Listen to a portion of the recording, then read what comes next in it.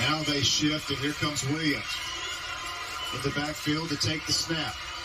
He's got it. And he's in. Touchdown, Saraland. Final play of the first half. The Department of Human Resources touchdown.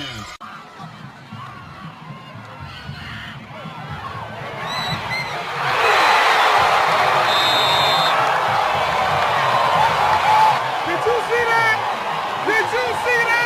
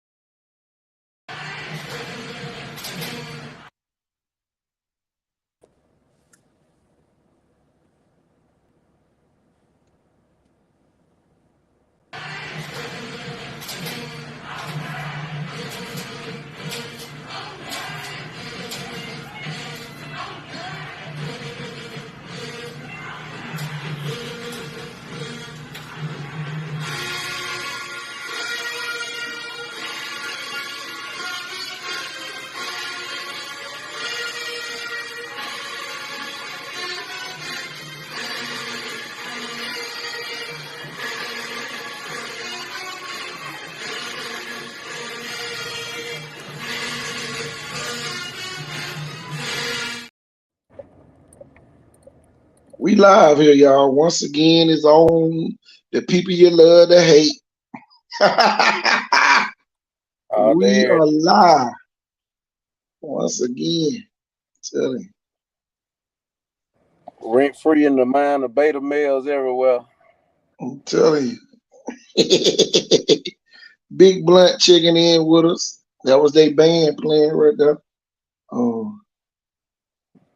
Big Bleezy. Big Blunt, big things. Tell you. Got the coach coming on with us. Wake up, coach. Wake up, coaches. Coach and coach. Telling you. Best thing, legend. Telling you. Big Blunt. Big Blunt, big Blunt. Yeah, they're talk of the town. You know, man, that's the happening school. Has been for a long time. This kid's got big things happening over there. Great expectations. Well, I can tell you this. We got breaking news tonight. We got breaking news tonight. Y'all get ready. Boy, I tell you.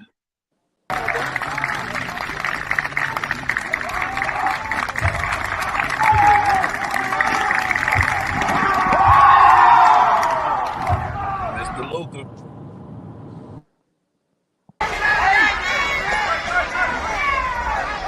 Breaking news, y'all. Some news some people don't want to see, especially in Class 3.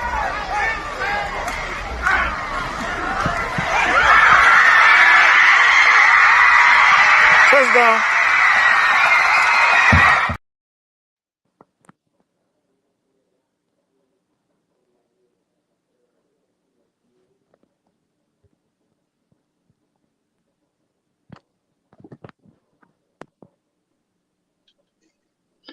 "3A got a new sheriff in town."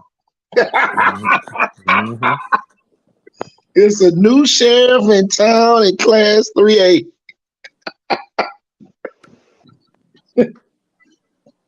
Boy, it's some folks hitting their damn head against the wall right now.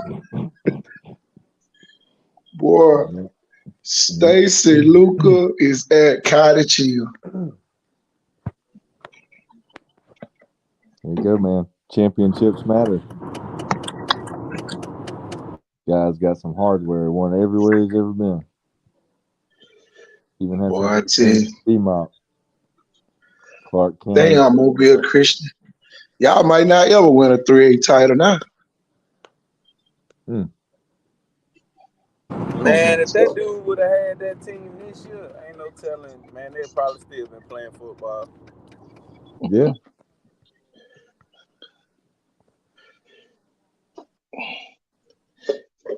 Y'all, the man won the area title.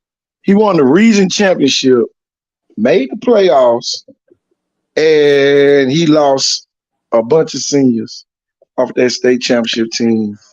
So when you say when you mention the word win, you better have Stacy Luca, aka Stacy Luca, behind it. Hall of Famer. Excuse me. Yeah. Who older, him or Bobby Parrish? He is. Really. Man, that, He way I old hope he back can there. still get it He up done. there with Coach P. Ryan. Yeah, Yeah. Stacy Luca up there with Coach P. Ryan. Dang, man. Transfer portal wide open too. He's still strong, though. That dude's strong. I know one media outlet gonna be there. Yeah. Come on, Coach P. Yeah. Hey, man. Won at Sweetwater, won at Clark County. The blue map, man. Multiple. This dude's a Hall of Famer. Championships matter, man. Coaching matters for sure. I can tell y'all this. Boy, when he pulled them boards out, you already know the board drill is back open in Cottage Love it. Hill. Love it. Yeah. There won't be no more missed playoffs in Cottage Hill Christian future. Yeah, they're going to be way more physical. They're gonna be crazy as hell. I think Mobile right now got to be the hotbed for coaching. Yeah. It got to be pound for pound. This is a Well, big time for them, man. I'm gonna say this, and I ain't gonna say Mobile. I'm gonna say this region, cause Mobile football, it ain't really doing nothing. When you sit there and think about it, the state champion came from Saraland, and the year before, the state champion came from Pritchard.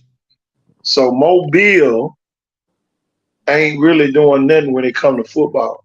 It's only Yeah, the you're right about traditional. that. It's only the traditional schools, like you got the tradition matters. Those schools are the ones with history, and everybody else kind of they just play them ball. I look, I got something for you. What school's about to suffer since Stacey Luca at Cottage Hill? Y'all, it's about to Fairfield. be some schools about to suffer. One right down the road, one in Theodore, a bunch of them.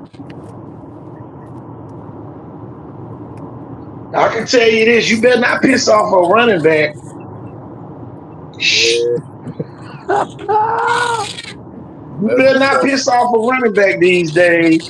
He'll be over there coming out the wing. He'll be Yeah, coming out off that wing in motion. yeah. You have a wing. He gonna have a fullback. That's a middle linebacker. And see, everybody think he just run the wing T. That's why I had this video, No, and Jackson probably remember this video. Uh, back when they played him. Here it is.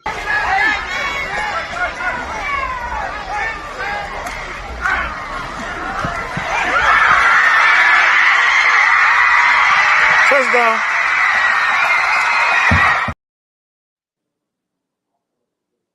I want y'all to see the swagger of the kids, y'all. Look at the swagger of the kids right here.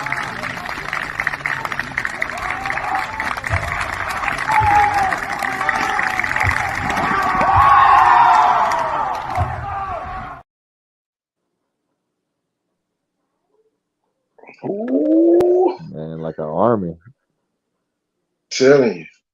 the Marines. You better not piss off a doggone running back. Telling you, you're gonna be over at Cottage Hill. Boy, hey, y'all, he might get the old St. Louis Ram helmet. Says Cottage Hill the Warriors though. Right. Good look though. Tell you. Man. He gonna run the ball and he gonna do it effectively. Y'all, they gonna get on that board drill. I can tell you that. Man, And that he gonna picture bring the was toughness too that they was missing. Somebody mad as hell. Who mad about Stacey Luca being at Cottage Hill? God damn, somebody put the mean face up there. Mm-hmm. God damn, who mad tonight? Trayon Jones said 20 carries a game. He ain't lying. Man, when I was coaching at Viger 2015 and his Brandon Rogers senior year, played the second round of the playoffs, Pritchard Stadium. Man, I'm talking about kid played running back. You know, he probably played since he was 4. Man, this kid off tackle in the old Green Bay Packers suite. Had some little dude out there at fullback cut blocking everybody. Man, they'd run it to the boundary. He'd just be bucking folks all the way to the end zone or kind of get what he could out of bounds. But man, he ain't running out of bounds. He gonna get him somebody before he goes out of bounds. Clifton Johnson say he got to find a quarterback. He ain't got to find nothing. He'll find 4 running backs. Y'all, man, y'all, look, Trayon on here. He from Sweetwater. He know. He don't need no quarterback. Y'all quarterback for what? They ain't throwing the ball. Y'all, hold on, y'all. I want y'all to see this disguise spread that they call themselves setting up here so the quarterback can run the ball. Y'all, he was running it all the way. Watch this, y'all. Watch this.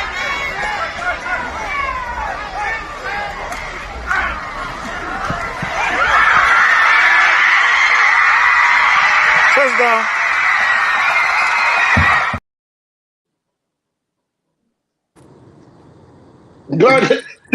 Do I need to play it again for the people waiting in the back in the corner? Do he need a quarterback? Coach, he got a quarterback. He got several nice quarterback options over there at Cottage Hill Christian. But here go the thing, Q. He don't need a quarterback. See, this is the era that you have quarterbacks. But somebody said he need to find one. He ain't got to find no quarterback.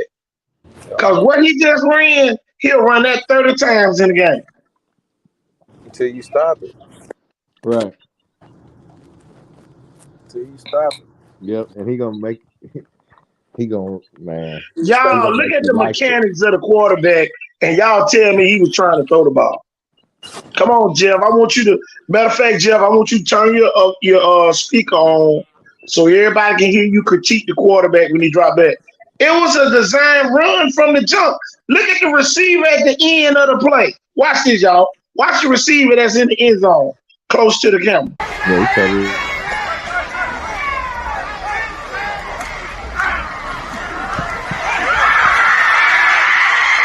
Watch the receiver at the bottom. Watch it. He gonna run right in his face. Yeah, he almost had a straight drop with an open shoulder, reading deep and shallow, and then man, he knew what he had to the right there, and when he had that gap and that seam off tackle, he hit it all the way to the pylon. He read man. That's what he read. Yeah. And to me, that's more dangerous because he got a big fucking. Think about how big that boy is. He's the biggest, fastest, strongest motherfucker on the field. And when he realized, okay, I got a man running with that man, I got a man running with that man, it's probably open. I can run the ball. That kid that ran a 4.3, a 4.37 in the 40, and he had a twin brother that ran a 4.47. Yeah. And the mama was 100 meter. The mama was a 100-yard dash winner in high school. So you know the daddy wasn't too far behind. Come on, y'all. Genetics go a long way, y'all. This the thing. Play that again, coach. Play it one more time. Oh, my bad. I'm sorry. I'm up here and got carried away. Oh, that one against nobody. Right there, he gonna start his receiver down. You see that boy running inside with him? Oh, they ain't man. I can go. Touchdown. That's scary. Yeah, it's just delayed QB load. He made the defensive end get to the outside so he can run up on his ass and walk in the end zone.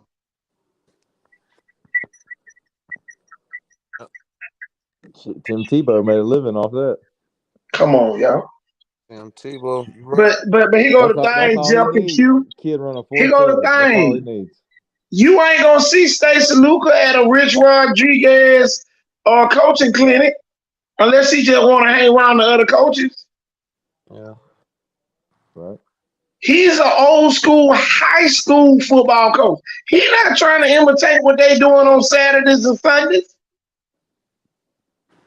Get a hat on hat. Play this. Yeah, it's about winning right now with what Exactly. and putting your best athletes in a position to help the team win. Cottage Hill might have the best coach in Mobile city limits. Probably got the most hardware. Yeah, he definitely got the most hardware. But Q and Jeff, I want y'all to really think about that. He might be the best coach in the Mobile city limits. Yeah. Yeah. True. They did a heck of a job on this one. The one who you would I don't know. Contra got hardware. He ain't got more than him. In Florida, I mean, yeah. We talking about blue maps, so. Contra ain't got no blue map. Nah, he's got Hell red map. no. Ooh, shit. Luca been doing it at Sweetwater. I mean, he did this Clark County, but I mean, man, he won so many at Sweetwater. You can call Mobile Christian the second place Warriors. Piedmont on them folks. Yeah, So twice. look, don't nobody in the city limit got a ring but him. Steve Mass.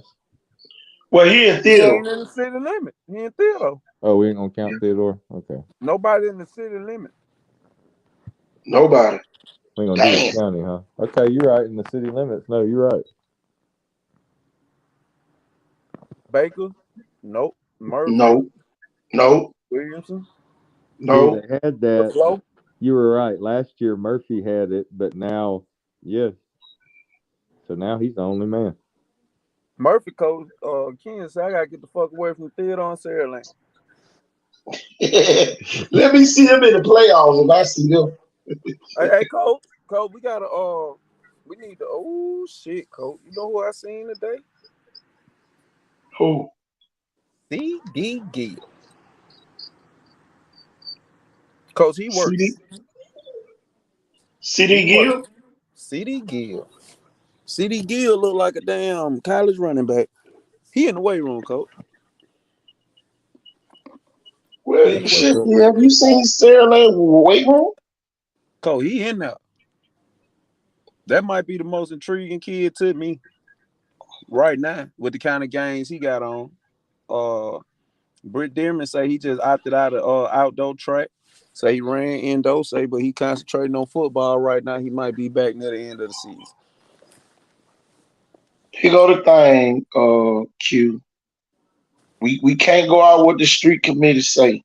I know what Matt Dearman said. Mm-hmm. And he ain't say that. That's what he told me today, Cole, out his own mouth. That ain't what I know. That ain't what happened. Coach. That ain't what happened. He ain't had nothing but great shit to say about the kid, Coach. That ain't what happened. That ain't what happened. We ain't gonna get into all that. Yeah, because we can't mix this what the street committee talking about on here. You know, the street committee don't run shit on this show. And I'm gonna say that for y'all. Yeah, street committee ain't got no say so because they ain't gonna do nothing but give you bad info. They don't run shit on this show. And I mean that. The street committee the reason why Mobile City Limits can't win no damn state championship. Well, all the damn championships outside the city. I thought about that today, y'all. The last two champions came outside the city limits. And the year before that, it was St. Paul's. I want y'all to sit here and think about that for real. Yeah, Coach, that's why I'm stressing. I've been stressing it for 3 nights. We got to hold Mobile accountable.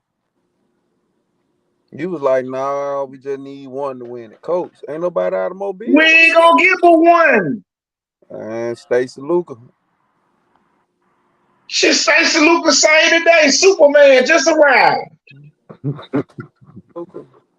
Shit, we ain't got no more Clark Kents. We got too many Clark Kent ass coaches that some of y'all trying to make Superman. Here go the thing. Sandland probably got the best stuff. They got the best offense coordinator. They got a great defense coordinator. Oh, he give up points. No, but he know his offense gonna score. So he can take more chances than the average team. Shit, they got the best offensive line coach. Y'all, here go the thing. It's too many damn top heavy coaches. The head coach good, the offense coordinator suck, the defense coordinator good. Okay, the defense coordinator good, the offense coordinator good, the head coach suck. When Sandland is the only school that got all three. Yeah, and the D-line coach is the principal. Come on now. Yeah, so they got discipline Tell on the the truth, defense. shine the devil. We gotta stop crowning these damn Clark Kent ass coaches. Faith Academy, great head coach, sorry ass offense coordinator. Oh, okay. Shit, I done called out of school. I wasn't supposed to do that. Shit. Faith Academy. And Let the down damn you. soccer coach and the soccer coach meet kids at Walmart. God damn. Faith Now, Academy if we got the just talking bad. pound for pound, Faith Academy probably the biggest disappointment over the last 6 years. Man. Faith Academy got a lot of underrated and overrated kids out there. And I believe it just like that. They got a lot of underrated and they got a lot of overrated. Y'all, the jury is still out, y'all. Great players win championships. Look at Sarah Land. Great players win championships. That's why I say Faithless Academy. I'm telling you. Oh, I just noticed that too, Coach. Man, That's Faith funny. Academy head coach can't get no pass, coach. Who? Jack French can't get no pass. Man, Jack Prince got more rings than y'all got told. Man, he got none of that faith. Who the offense coordinator is? Shit, he the head coach. Jesus. Jesus is coming off the cross. So they need to find something else. Well, look at here. Look at here, y'all. This all you hear the Faith Academy fans say, "Oh Lord, my strength, my redeemer." Yeah, you can't get Jack French no pads. Man, come on. Jack Fred, one of the best coaches ever coached down here. Shit, he one of the most unachieving coaches down here too. Nah, you ain't gonna talk about Jack Fred. And Yes, you can talk about some of them assistant coaches. You cannot talk about Jack Fred. Jack French won at Baker. Yeah. You can't talk about Jack French. Jack French won at Baldwin County. He was good at Baldwin County. Shit, you can't talk about Jack French. Shit. Ain't gonna get no blue map this year as long as he the coach. Faith Academy ain't gonna even make the playoffs if he ain't the coach. Coach, tell him they beat Daphne a couple of times when he was at Baldwin County. They weren't even supposed to be in there. Exactly. Man, you better know something about Jack French before you talk about this Faith Academy days. And he don't even blink. He like a coach. You already know, Q. Hey, you talking about 20 times a carry. That's what's going to run that bit 20 times. Look at that right there, y'all. You are only as good as your coaching staff. Hey, coach. I can tell you this. I can promise you this. Jack French, you want to win, hire Roger Dearman, the old offense coordinator at Viking. Hire Roger Dearman at Faith Academy and see won't Faith Academy win the state championship. Oh, Viger missed that boat. Viger should have hired Roger Dearman. Viger should have went and bought the bullet and went and paid the man to be the offense coordinator, and we'll be holding up the blue map at Viger. Telling you now. I'm talking about facts. I ain't talking about what the street committee talking about, because all they're going to do is talk about their kids and talk down on other kids. Yeah, as soon as you start talking about other kids as a parent, that's a red flag. Tell me. I just know for a fact, I ain't gonna let Jack French go down with the fort just cause the soccer coach meet the kids up there at Walmart. Jack French gotta go down. No. Man, go That show. man welcome us out there with welcoming arms, and y'all is authentic. That man walked the field every game day at 3 o'clock. That don't Every mean game day. that don't mean he gonna win no blue mouth, coach. You gotta have players to win. Shit, he got players. How many of them players won championships like that? Where? What you mean? At what level? Ain't none of them win. Cause all of them play for Jack French. Tell you, shoot. Well, what they And missing? think about the ones that did win championships. What the other kids that played with them doing? Winning? What you mean, coach? Shit, the other people that played with some of them players winning What you mean? In high school or college? in high school.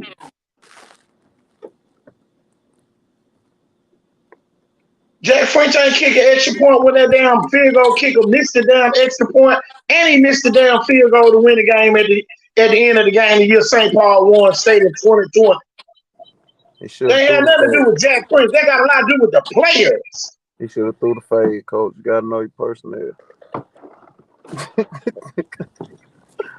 At the end of the day, I mean, you either gonna get the job done or you not. And he Man, done you either had got the Jimmys and the Joes or your ass going to Moe's on a Friday night, Paper eating cat. a damn loser sandwich. Pull up their record the last 5 years. They don't lose until they get to the playoffs. Well, that's the only time you can win the state championship. What I they know win the Charles last Henderson 5 came years? down here. Why did they lose to Charles Henderson? Because they couldn't stop Boyd. One man beat them. One man. Coaching matters. Telling you. But it's like Personnel I matters said though. too. But your coach, man, Jack French be loaded, man. I remember when Colin Lacey was there, man. They looked like damn Alabama. That's the year they lost to St. Paul's. 21-20. Remember? The damn boy missed the extra point. And he What's missed the it? damn field goal to win it in regulation. I'm gonna look up their record. Let me see.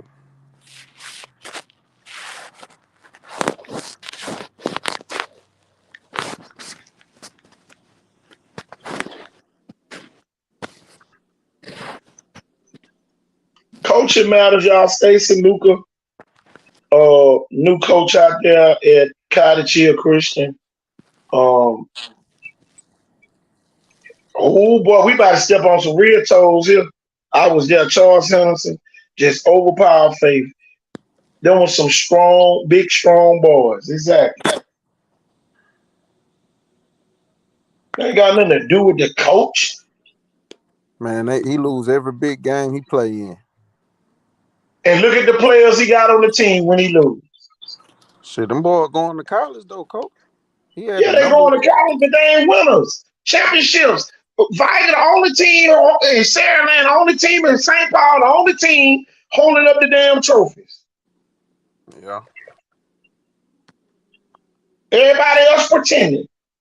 But he beating the shit out of everybody down here. If you the best team down here, you gotta finish.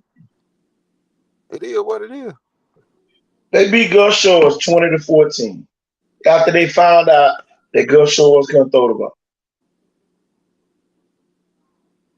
After they found out Gus Shores couldn't throw the ball. Who made the adjustment? The offense coordinator, defense coordinator. Here go the other part B to that. Dorian Smith runs back the punt return to win the game. I'm talking about the facts of the game now. A punt return. So who did that? Coach French or Dorian Smith? Dorian I Smith. rest my case. Players. You got to have players. The players got to make the plays. He really even been there that long though. The players matter. I thought he been there longer than that. No, I told you he came from Baker. Yeah, he only been there since 17. Come on now. But Put that on Jack French. he got 4 region championships. Y'all, here go the thing. So, Here go. This is why everybody's so high on that team. They got a lot of players that played on a little travel team back in the day, and some of the players didn't go to Faith Academy. So those players tend to get talked about, ridiculed to an extent because they didn't follow the other teammates to Faith Academy. All right. Now it's their senior year. What have you done for me lately? What have you done? You done been to the South Region state championship twice. You 0-2 in the semifinal. 0-2 in the semifinal. They hold them trophies because they recruit players. I've never seen a great coach win without players. Exactly. I ever seen coaches hold players back and cost them wins? Well, at the end of the day, just like I say, he ain't the one that's holding them back because they putting the ball in the best man's hands out there. That's one thing I can say at Faith Academy. They putting the ball. Now they might not throw it to them all the time, but Faith Academy had more kids playing both ways than any team back here. And that caught up with them in Charles Henderson game. And I sat right here on this show and warned y'all that was probably going to happen. he can't win the big game, coach. You just said he ain't gonna make the playoff. I don't think he gonna miss the playoff though. I said Faith Academy missed the playoffs if he wasn't there. Oh yeah, maybe. And some people might say, "Oh, we need a new coach. Get you a new coach to see if they coach like French." Man, he got to seal the deal. He keeps shit in the bed. You're right. He lost 21-20 in overtime and beat Demopolis and UMS. He beat the shit out of UMS. Man, he owned Demopolis. She might well build him a Faith Academy West Alabama campus up there. Them folks own Demopolis. So They beat the shit out of Demopolis this year, didn't they? Who beat Demopolis this year? I don't know. Somebody beat the hell out of Demopolis. Now that's the fluke. Now that's the real fluke school. Coach, he only lost. He probably got the best regular season record. It is. They beat Demopolis, beat the shit out of them in the playoffs in 2018. 41-13. That year, he only lost to Jackson, Viger, Central and Bayside. What he did the next year? 2019, he went undefeated and lost to Charles Henderson. Beat Charles Henderson first round, 31-0. Lost to Pleasant Grove, 33-14 in the second round. Went undefeated. Pleasantville won the ship that year. Every team he lose to go to the ship. He got to win the big game. 2020, he lost to Gulf Shores. He lost to UMS. Then he lost to Charles Henderson in 2022.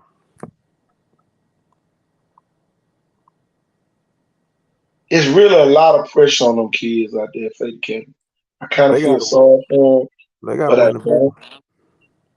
You know, I really kind of feel sorry for them because it's almost like everybody's in a show. Everybody want to be popular. Every kid can't be popular. Why Jared Daughtry not one of the top quarterbacks down here? He is. But why he don't have the offer to show it? Exactly. Somebody answer that question for me. Because the expectations at Faith Academy was so high that now time done ran out on potential. The biggest enemy to potential is time. Them kids are losing time, so guess what they potential doing? Running out. They can't live out what they did in park ball no more, middle school ball. They got to live out what they doing right now. Well, he got the best 7th grade team I ever seen in my life.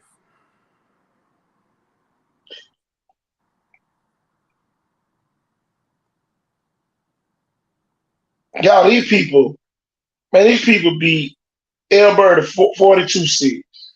Lost to Gulf Shores 22-12. BC Rain 34-0. Central 43-0.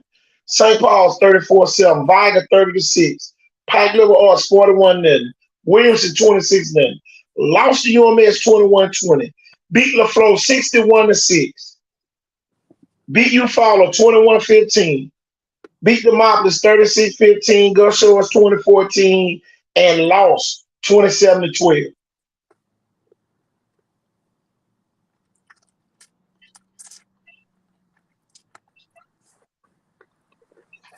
They only won one game where they scored under 20 points. Where they all played? Where they played Charles Henderson at?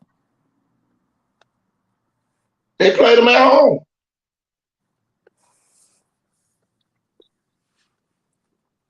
Charles Henderson run Mobile.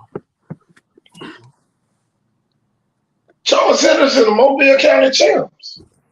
They beat every team that made them. And gonna be even stronger next year. You know they got one of the top defensive ends in the country. Should we sit here bragging on the 20-25 kids from here? You better be looking at that defensive end they got up there.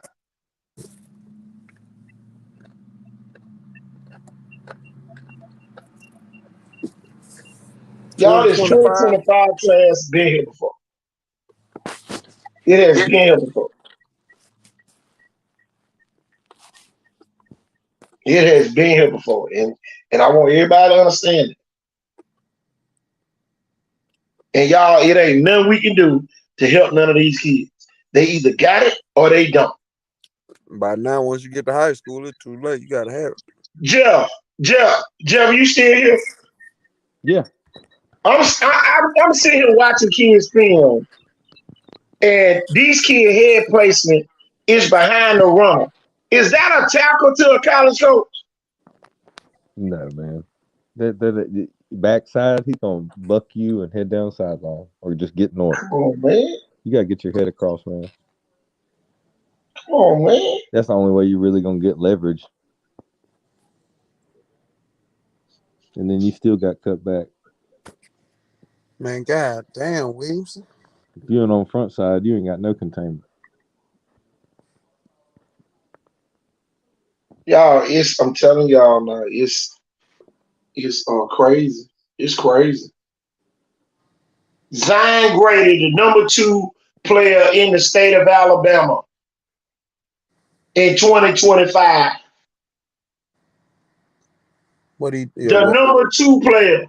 He probably ran crazy on God. He done beat the shit out of everybody. You know what I'm saying?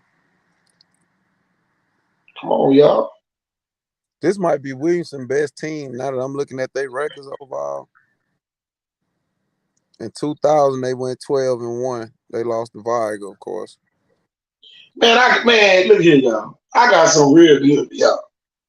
Okay, after Zion Grady, you got Ryan Williams, you got Derek Smith, you got Michael Dubose, and Anthony Rogers. And I dropped my phone on that. All them kids from our region. In a row. And then we ain't even talked about Alvin Henderson or none of them other kids yet.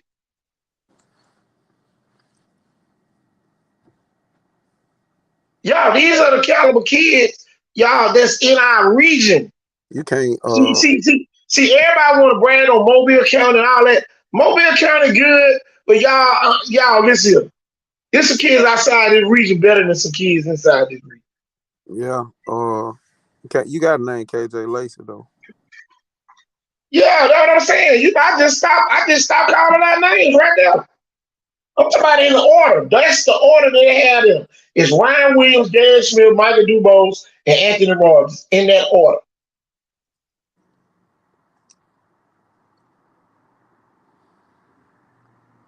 But, this is the thing, y'all.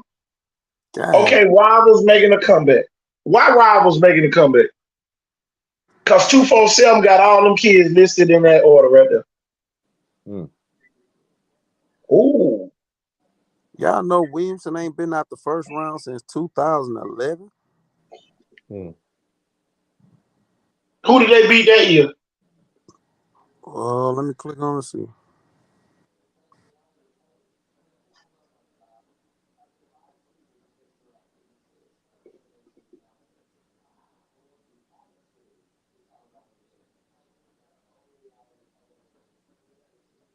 Oh shit, that was just region 2. Yeah, so look, check it out. They ain't been out the first round since shit. It's been a long time, Coach. I told y'all something was missing. Something is missing. See, y'all don't, I already know Jeff caught on to what I was saying. Sandland has a what kind of staff, Jeff? A complete staff, right? Exactly. Complete program So, and stuff. how many other schools have complete staffs of great coaches? Last time they Theodore took a big hit when Collier left. 2007, Coach, the last time they was out the first. Jerry White. And they lost to St. Paul's. Yeah, they beat him regular season, but Mark Barron came back playing running back in the playoffs. Yeah. Sure did. That's how they beat Briarwood. Yeah, they lost to Blunt, beat St. Paul's 40-7. They actually beat Spanish Fort 39-9. Jerry White was the best athlete pound per pound in the state that year. Well, BJ Scott too. What year that was, Q? 07. When that the first year Spanish Fort was open? For a second. Hold on, let me find out. Barry Gibson was the first coach. So that's the best 2 years for them guys. Spanish Fort first team was in 2006. I got it. Barry Gibson. Yeah. You know, his mother got sick. He was on Johnny Major's staff at Tennessee in like 85 or 84. And guess who took his spot when he went back home and the coaching spot opened up? John Gruden. I got something bigger than this, y'all.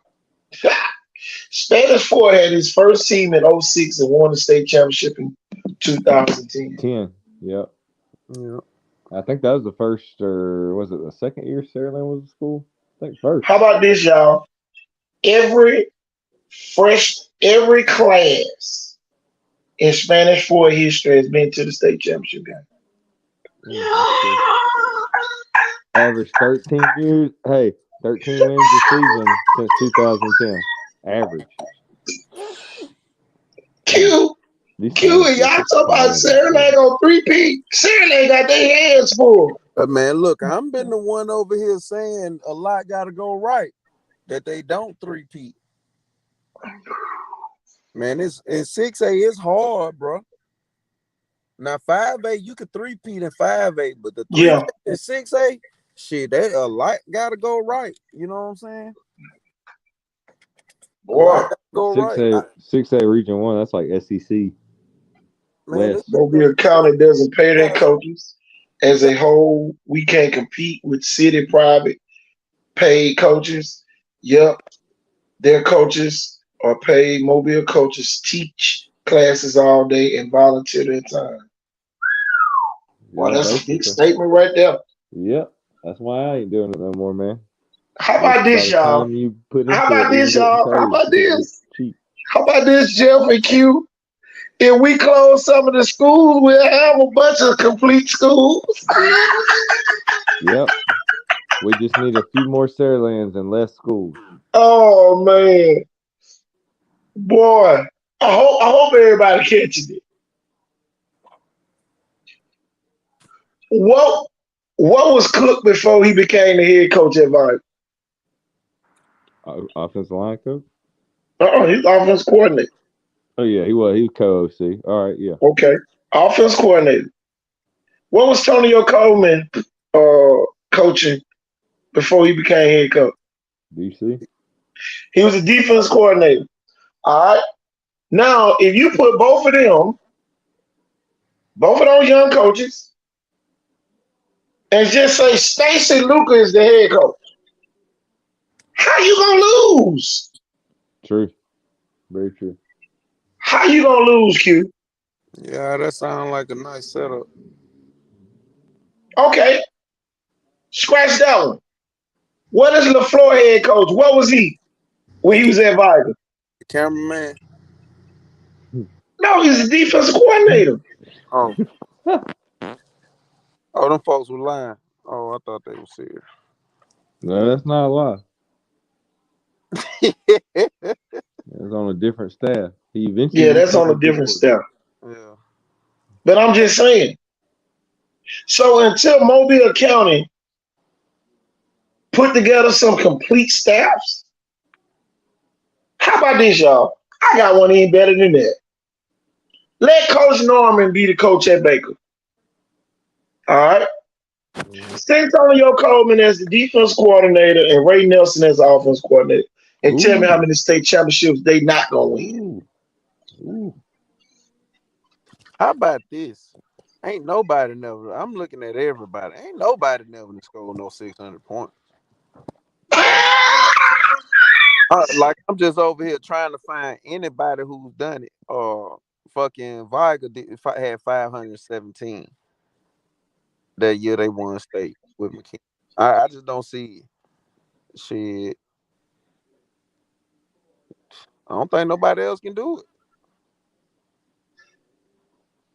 Hold on. I got one team I think that did. I don't know how to search, but I'm just clicking on like state Hold champion. on, I got one team I think that did it. Hold on, let me see. Hold on, y'all. Wait, shit, what the damn season shit at? Oh, games by year. Here we go. I got one team that might have came close. It's my only hope, Q. Let's see. Nope, that team had 577 that year. That was the Viger 2018 with Nudie. 587, 577. 577. Man, do we know what we looking at?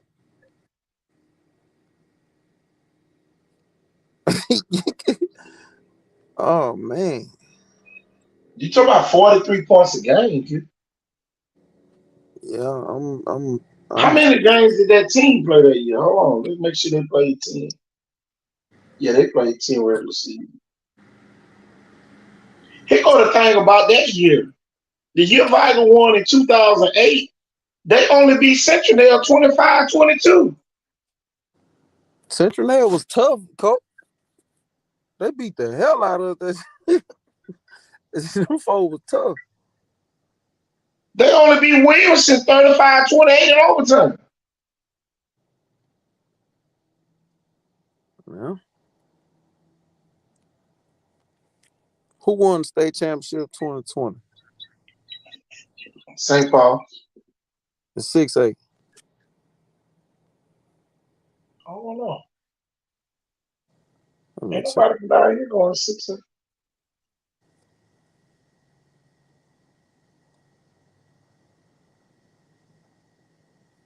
I'm about to go back in your history, Q. Let me see what John scored that year. 5A 2020 St. Paul one, right? I'm checking 99 blunt. Man, 99 96 blunt. through 98, but ooh, 98 blunt. Yeah. Let ooh. me see. Okay. Points for. They only scored 375 total points that year. Yeah, they weren't working with it like that. And they ain't played but 13 games. Mm. They had Eight two game bye regular weeks that year. season, huh? Yeah, they damn sure did. They had Wow. two bye weeks. Sometimes being healthy is better than being good. They Yeah. only beat BC Rain that year 25-21. They Yep. only beat the floor 21-15. They only beat Mouse Point 13-7. Only beat Viger 21-13. Beat Sylacauga 14-11. 97, 406 points. 422 the year before. Man, Ben Harris was on the tail, boy. 96 Williamson, 12-7. Williamson must have been good that year.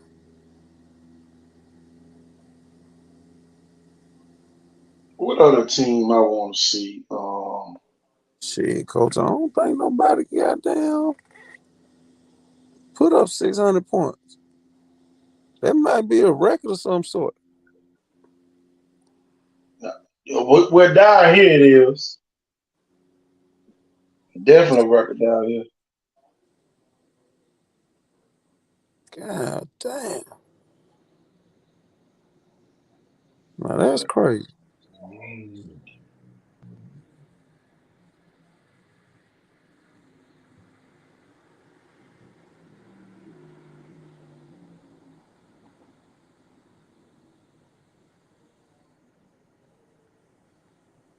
Man. 600. Shit. If you ain't trying to score 600, you ain't talking about nothing.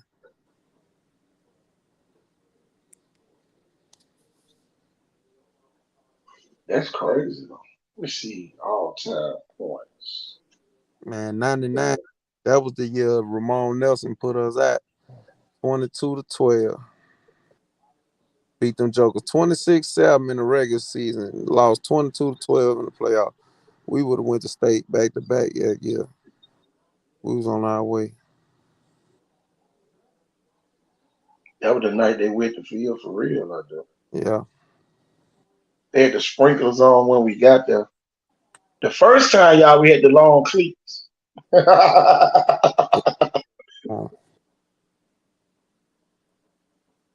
God damn. What other team y'all can think scored that many points? Let me see. I think I got one more team, y'all. Let me see. It might have been close. Let me go back to '07. I know you probably think of who I'm thinking about. They had 477 with Vargas. Well, they had 477. Vargas had 577. No, they had 531. I'm sorry. Man, that Williamson had 477 that year.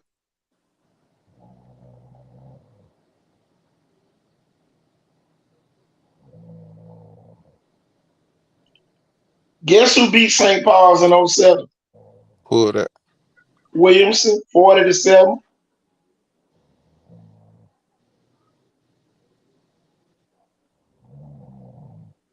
And then they beat them 45-21 in the playoffs. And they beat Briarwood 14-13 in the state championship game that year. St. Paul's had 531 points.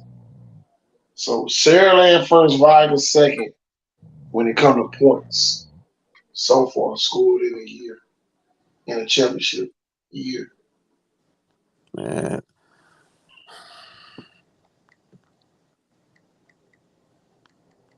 I got one more school out I there. wonder, but that's scary to think. You know, shit, most of their pieces coming back. They might put up 700 points this year.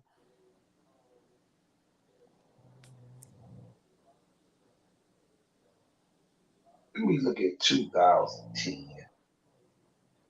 I'm gonna look at 2010 real quick. They only had 407 that year. That was the Spanish 14 that won state.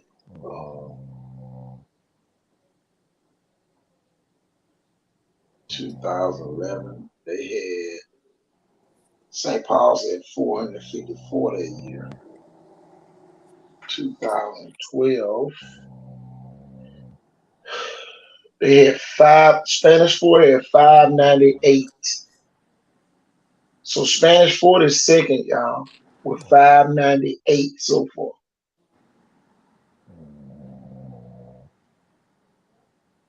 Jeff over there snoring. Might be Jeff Snow.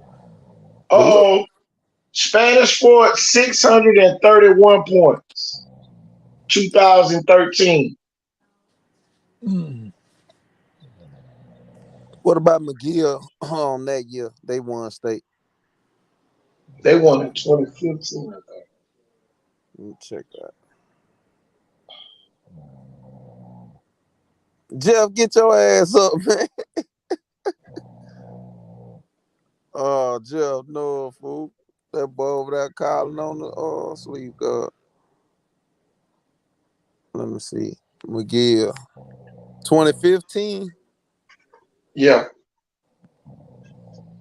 Cause I know they had some firepower then, boy. In 20. Spanish Fort 619 points in 2015. That was Freeman. Yep. Shit, Blunt in 2016, Blunt had 450 points.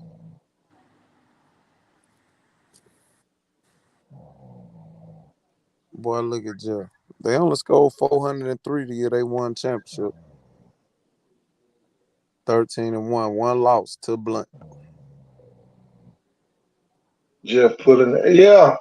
You over there pulling to me, y'all.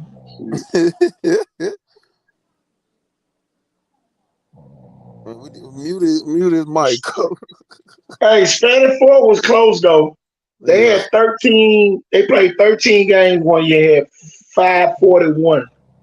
Oh, let me get Jeff Mike. Shit, they only in 2015 they only averaged 28 points. Man, that's a lot. 43-point coach. Ooh, that's a lot. That's a lot. Lost the Blunt.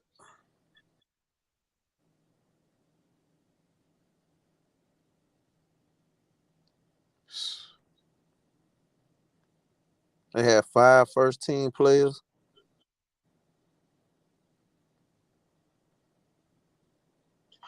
What? Just like I say, Spanish Fort probably the second. They had 619. Man, they beat Auburn. They beat Central Phoenix City and Spain Park that year. Who? McGill.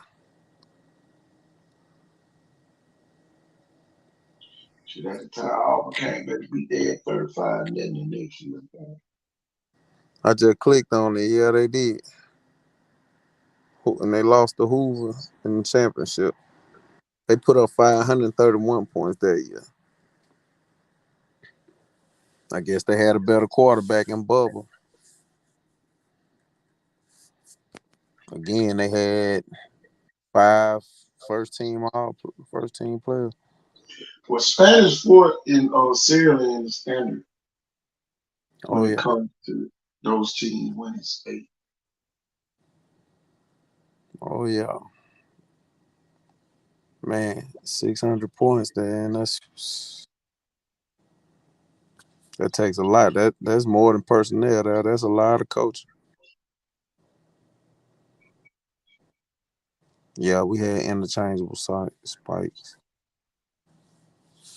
577, 5. Man, I'm anxious to see South Alabama offense this year. They're gonna be so high powered.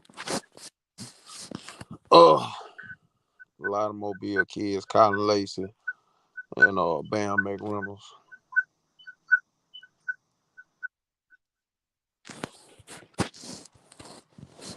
You ain't sleep on Miss KT? Now I'm over here reading. Oh, okay, yeah. Yeah, I'm blown away. 600 points. I don't think nobody. Wake up, coach. You score 600 points. You got damn. You on it. Jeff.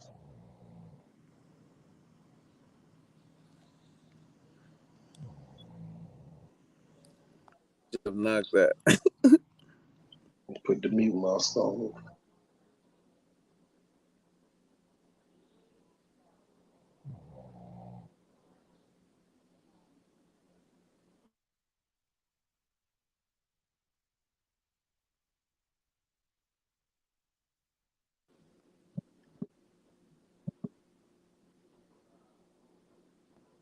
Yo, Coach. yeah. Well, you was over there off to see the wizard. He up. I had to call and get him up. Yeah, He you back. got me. I got you. Yeah, so Jeff, nobody other than Spanish Fort that put up a 600 piece. That's a lot. Nobody but the Fort. The Fort, 13 wins a season for 10 years straight. So, yeah, That's unfair, y'all. big time. Spanish Fort is a real cheat code. And Sarah come right back and become the biggest cheat code ever. Man, dynasties. Man, them boy might win 3 in a row, but it's gonna be tough. It ain't gonna be no easy task. I ain't gonna get that for. Oh yeah, I got Challenge, you gonna comfortable. be rough, man. Can anybody beat them this year realistically? In Mobile? Yeah, In Mobile. yeah. Could even you said that it's high school football. Remember? Yeah. Man, you better wake up. Any What given you over day. there drinking? Shit, good water. But look, if they putting up 40 a game, it's only a certain You amount ain't of got people to who gonna score be able to 40 slow to them beat down. them. You just gotta slow them down. Yeah. So what's the least amount of points they had this year? 35? Uh-uh. 26? Yeah. 27? So if you Mm-hmm. hold them to 27, you can beat them. 26. If you hold them to 26, you can beat them. They couldn't stop the run now. So maybe that's the case. Maybe that's the key. They could not stop the run. Bray, but Bray wasn't healthy at the end.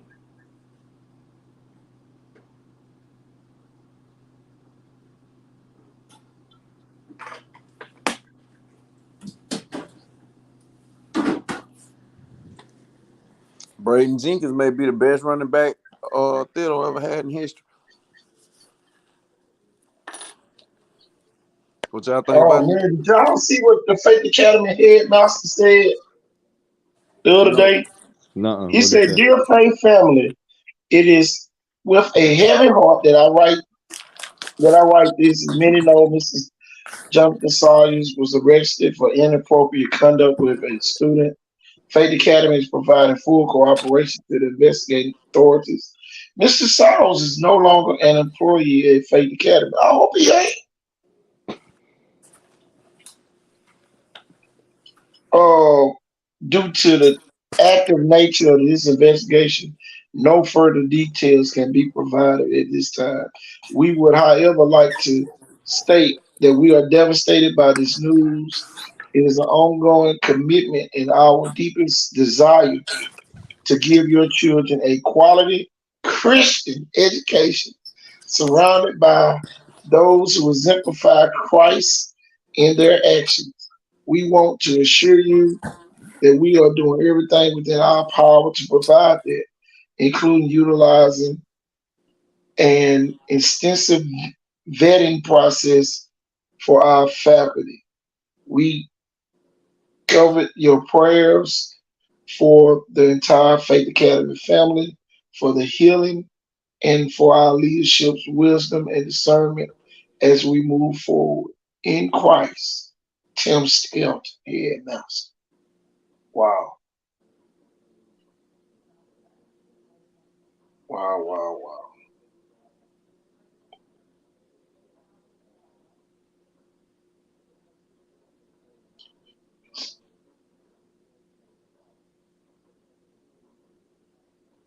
God. Mm-mm. But y'all heard about the cheerleading coach No. up in Oklahoma? Mm-mm. Wow.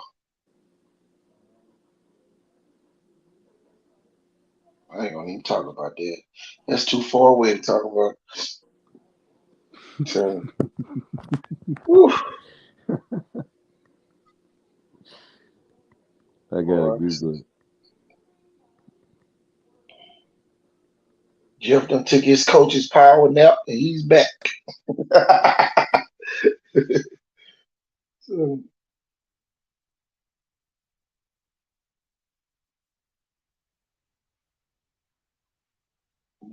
See. But y'all, they get ready for the rivals camp. Y'all, we got several kids from our region got the invites, to that particular event up there. I'm telling you, that's big time for our region. Big time for Dothan up there hosting it as well.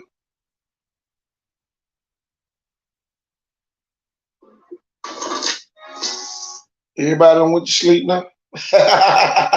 Oh, Jeff gone. Q, you still here?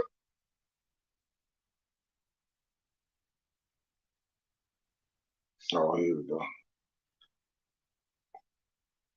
Wake up, coach. Wake up.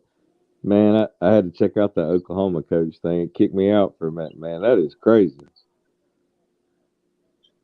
Tell you. Wait a second, don't raise up. Sit, root, tap, sit down. Get out of there, good job. Wait a second, don't raise up. Sit, root, tap, sit down. Get out of there, good job. Wait a second, don't raise. Tell you, man, I'm sitting here watching some workout videos. Mm-hmm. Jarrell Williams, the West Virginia player, and Mine Duncan out there working out today. There's a lot of kids putting in extra work, Coach. I want you to talk a little bit about that. Just some of the kids you noticed that's been putting in work.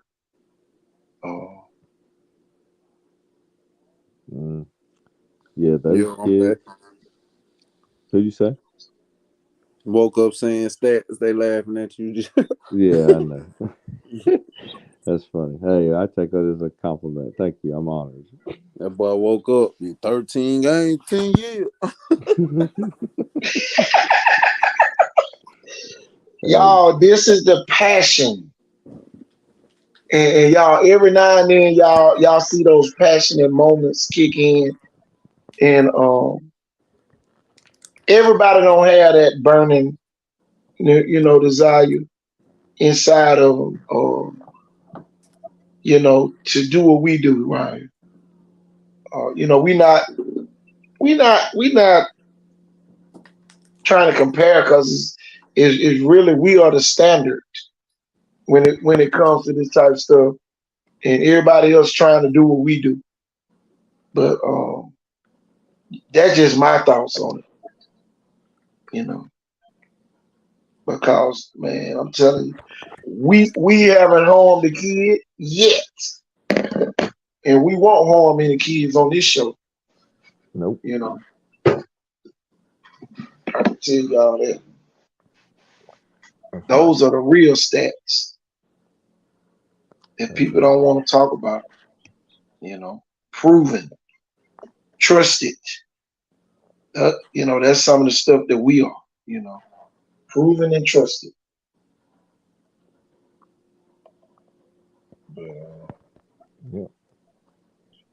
Yeah, going back to the kids putting in work, man. I mean, all them kids been playing 7-on-7, and some of them got trainers, and multiple, getting in at Sage with their friends, going to shooting basketball places.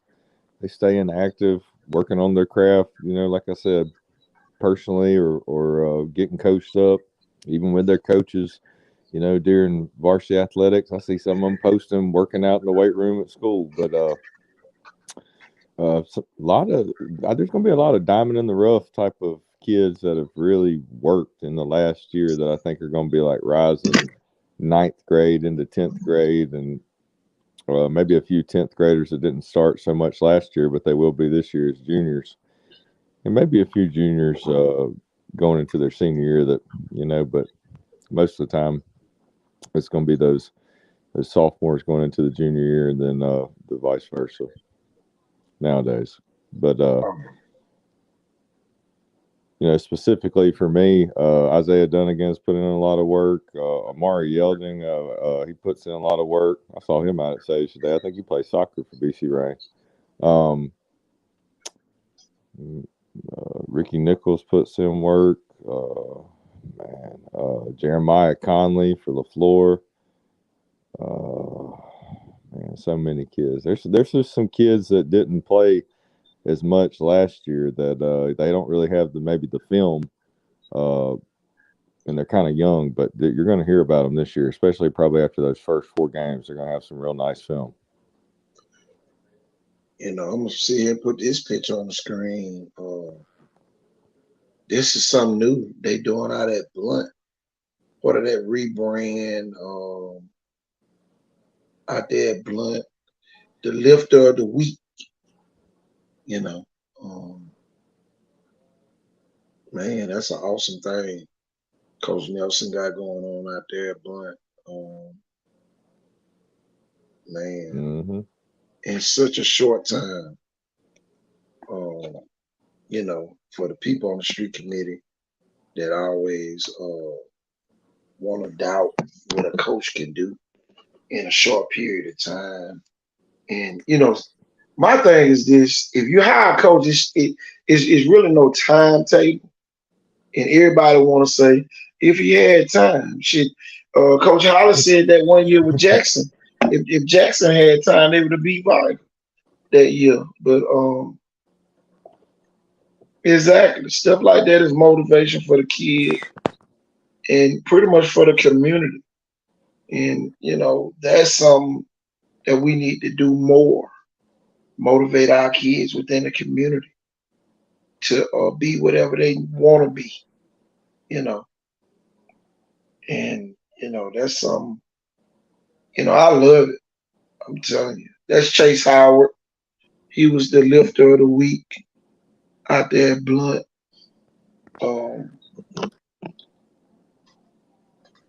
Yeah, looks like he's definitely putting on some size, man.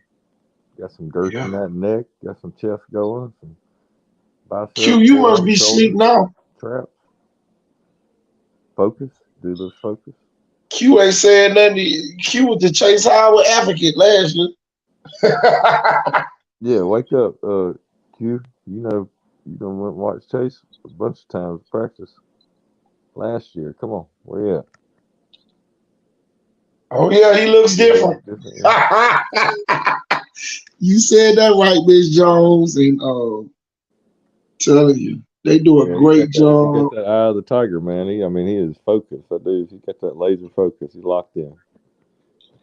And y'all, they had some other kids that they recognize, y'all. Let me find those kids as well. I think they had like a perfect attendance award for a bunch of them or something. Oh yeah, that's what I'm looking for right now. They doing an outstanding job out there at Blunt. And if you mad that we calling out Blunt name, then you need to repent or something.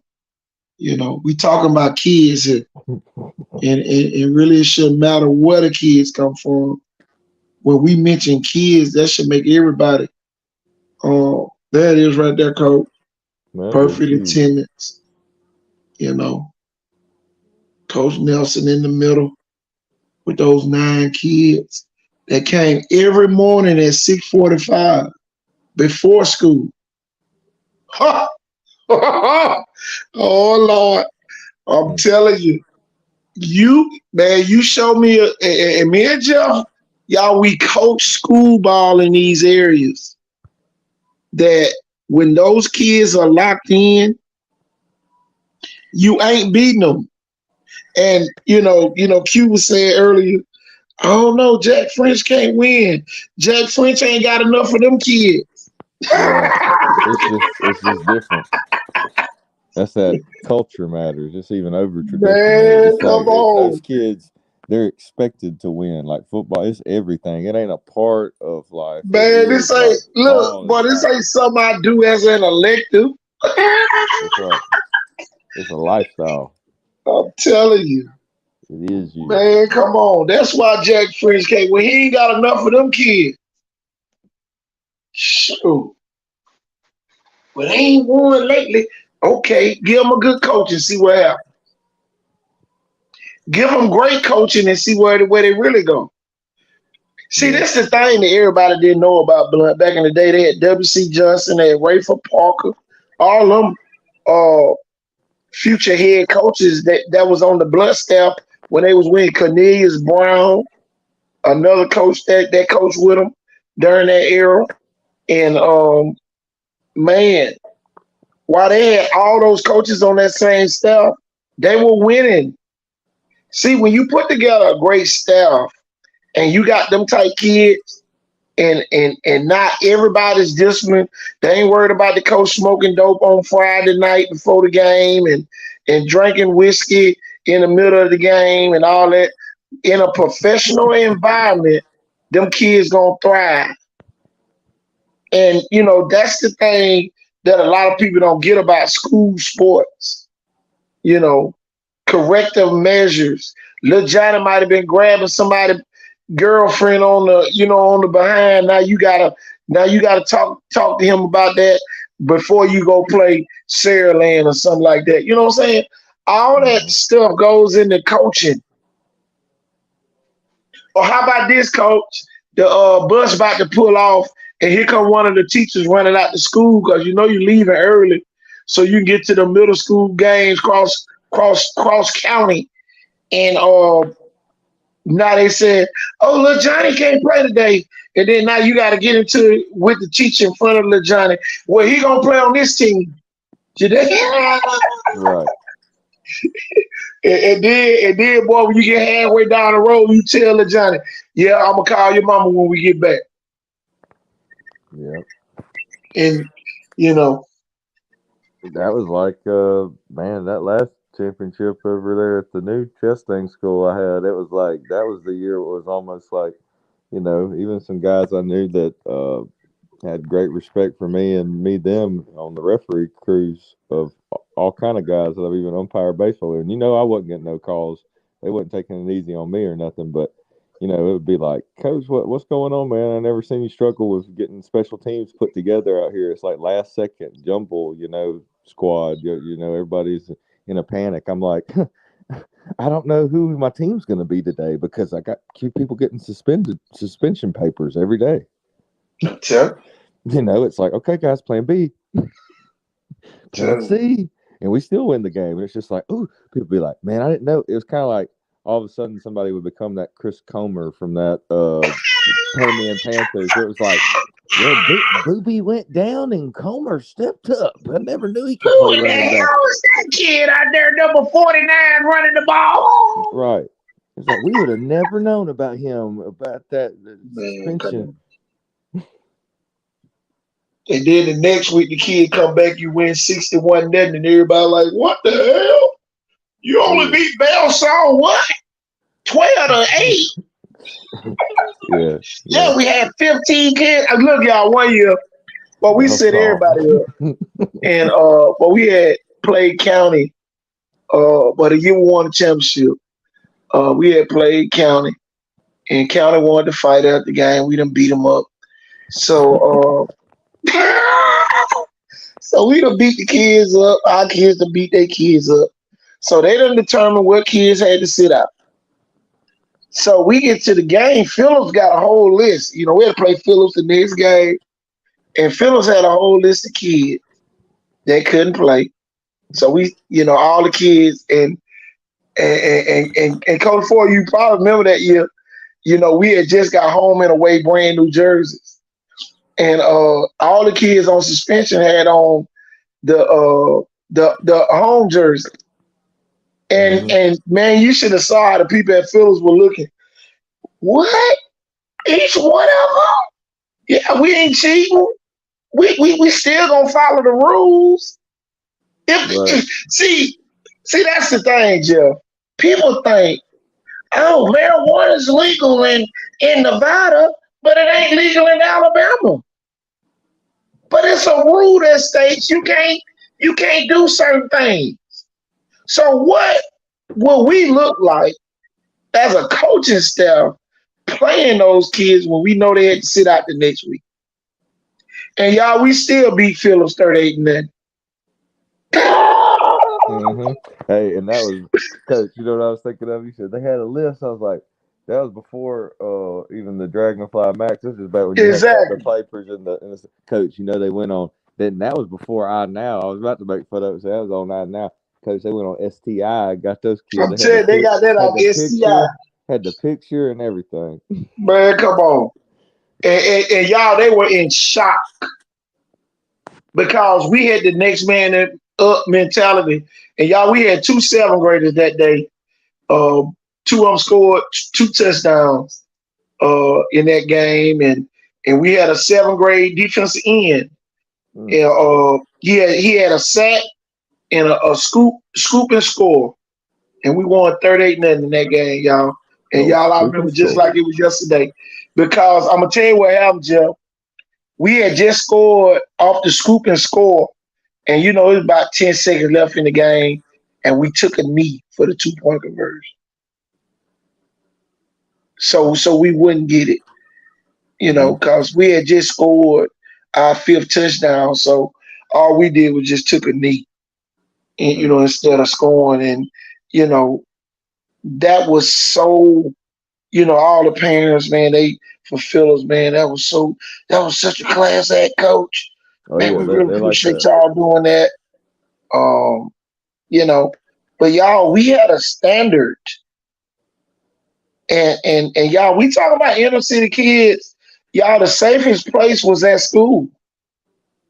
I don't want nobody to think these kids were going to the big lavish house with a 2-car garages, and an outhouse and a tree house and a swimming pool in the back, and inside the house they had a jacuzzi. And no, they was going to the projects. They was going to the Section 8 houses or apartments that they lived in, where they heard gunfire every day. Yeah. So y'all, we ain't talking about y'all. These same type kids is out that blood and Viger, and y'all, they still winning despite all the negative stuff that they see on a daily basis. The matter of fact, it's deep. Y'all, this stuff runs so deep, man. Y'all won't even believe some of the stories. Some of the places me and Coach Ford and drop kids off at, you better not have got caught there. You as a viewer better not ever. I'm talking about it could be 12 o'clock in the daytime. You better not get caught there. But man, them people welcome us with open arms. Hey, coach, I got you a chicken plate. Bring it on out here. Shoot, man, them people really appreciated us. Yeah. They really did. And that's a moment that those kids. My coach dropped me off at home today. Man, them kids used to be so proud. When the coaches were, back then we was allowed to drop them off with the cassette, the parent and all that. But man, I'm telling you, Yeah, I man, remember. I remember when and I man, had. them people trusted us. They trusted us, Jeff. Yeah, And man. the thing, y'all, people can trust you all day long. Man, they can trust you all day long. But it's up to you to do it, to fulfill your end of the bargain of the trust. And y'all, we talking about school teachers, school coaches here. Y'all, we talking about somebody who work at the shipyard and come coach in the evening. Y'all, we used to be there with kids on lunchroom duty. All right, guys, this is silent lunch. Shut the hell up today. It ain't no talking. Shit, If you talk, you going home. that May's lunchroom food back then though was so good that didn't need to do no talking. I'm telling you. Man, the worst thing Coach Thorne could have did back in the day was silent lunch. And look, one thing about it, y'all, the coaches were the role models at the school, y'all. Y'all, if I was on lunch duty and it was one class on silent lunch, guess what everybody else had to be on? They was on silent lunch too. And man, boy, look at here. They was like, And the superintendent, all the people from the central office used to come over to the school, and the kids walking in a straight line. Ain't nobody talking. Ain't nobody looking around. Ain't nobody pulling the girl in front of them hair. None of that junk going on. Nobody trying to shoot the cags up under nobody. Nobody slapping nobody on the back of their neck and then acting like they don't know what's going on. Y'all don't know the things that went on at them schools. And for those schools, like a chess thing and a maze to win a championship was like the World's Fair just made it to the neighborhood. And some of y'all say, oh man, it's not a big deal. Yes, it is a big deal where they from. And it does matter. Yeah, it does matter. That's all that matters in kids and bragging rights for that, man. Telling you, man, them kids love to be able to brag on their own school. And everybody, see, y'all, that's the thing that trips me out. The alumni don't visit the school. They don't even know the new traditions that going on at the school. And then they want to say, well, we want Keith to be the head football coach at the school, but you don't even know what type of kids you got at the school. This is the type of stuff that Ray Nelson went through when he got out of that blunt. Then nobody wanted, oh, y'all can have him back at the alumni, all on Facebook and all that. Man, it ain't worth it. Y'all bring confusion around kids because y'all didn't get what y'all wanted. Now y'all showing kids that adults have tantrums too. Oh, they didn't get their coach. Watch this shit. Boy, I just can imagine what some of the kids were saying. Boy, you saw that shit they put on Facebook. I'm just saying. But nobody thinking that the kids watching. Telling you. Man, these kids smart. They see everything. Man, them kids see everything. Man, they probably screenshot something, somebody screen record somebody's show and be playing amongst themselves. Boy, y'all heard him? Boy, he got their ass cold. But guess what, y'all? Some of y'all want that y'all kids to talk like that.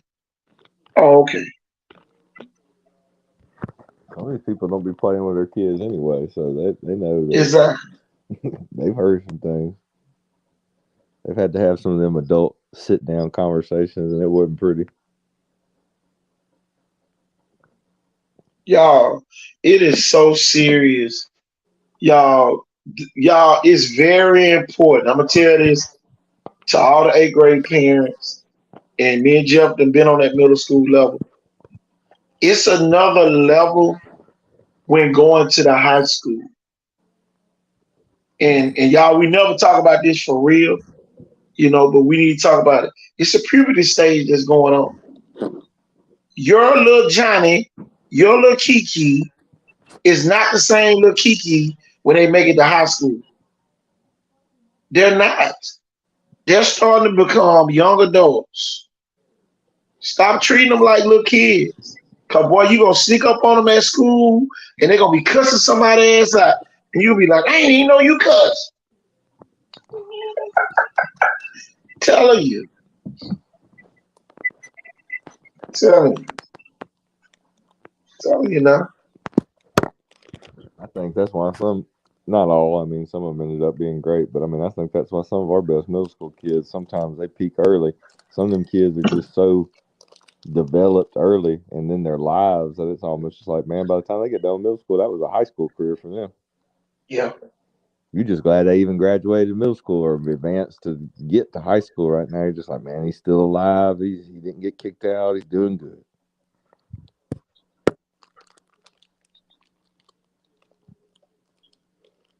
Yeah. Sometimes to highlight a lot of those kids' lives is what they did in middle school. Man, I remember, boy, we had that team over there. Boy, you remember Coach Sheldon? Man, that motherfucker was crazy as hell, wasn't it? Oh, yeah. Coach Sheldon, Coach Ford.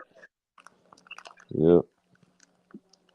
Man, Coach, boy, look, y'all, I hear this all the time from my former players that's coaches right now. Man, I got a coaching, Jeff, I don't even talk about it, but I got about 40 or 50 former players that's coaching. That's awesome. And y'all, I want to give all of them a big shout out But y'all, I got one of them, y'all. When I say he's KT throwing 2.0, he's KT throwing 2.0. You are not going to mistreat this kid. Y'all, I'll never forget this, y'all. Y'all, that same year, we went over to Phillips, and the lady told us, y'all can't sit in the cafeteria. Y'all going to have to sit outside until the game. And I lost it. I said, I don't care who you need to call. You better call Miss Speak. You better call Calvin Chris.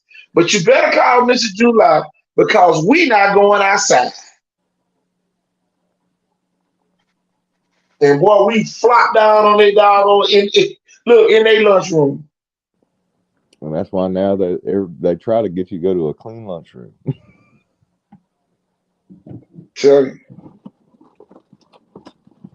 The KT Thornton effect. Y'all, I did not allow our kids to miss. And y'all, I'm going to tell you the school of all time, Coach. Belsaw. And y'all, we had to play them. That was my first game coaching basketball at Maine. And y'all, we had to go way to Mount Vernon. So, boy, we probably left the school, Jeff, at about 11 o'clock that day. Shit, it took all damn day on the bus to get to Mount Vernon. You know, that was y'all, you know, they was in the division with y'all, so y'all played them all the time. So, y'all, we get to Belsaw, and was it the cafeteria manager? That lady went in there and started feeding our team, y'all. I can't make it up, Joe. The lady asked the kids, do y'all want something to eat? I know y'all ate, but we got a whole lot of leftover food. And boy, it was chicken day. Oh, wow. Man, girls and the boys ate that day. And then guess what they did? You know, the gas station down the street said that, what is Brothers Pizza? Yeah. They went and bought us 10 pieces and brought it back and fed our kids. Class act. And y'all, at the end of the first quarter, it was 25-0. And I put all the seventh graders in. We ended up winning 43-15. I'll never forget that score. And that was the year I had Willie Bohannon and all them guys that were dunking. Well, we dunked about 25 times that season. And look, Bohannon and KC Word, they had dunked in the first quarter. Man, the kids were going crazy. They were cheering for us. Y'all had never seen this in my life, y'all. Those kids were cheering for us. And man, I took all my 8th graders out and I let the 7th graders play that whole game. Cause we was up 25-0 and ran the clock the rest of the game. And we got on up out of there. Man. They put my team outside last year and I made sure my kids realized what was going on and beat them pretty bad. Oh, Philip still put you outside. Telling you. That's awesome. Nah, I took a knee, y'all, that year. I took a knee so to let them know that we could have scored again.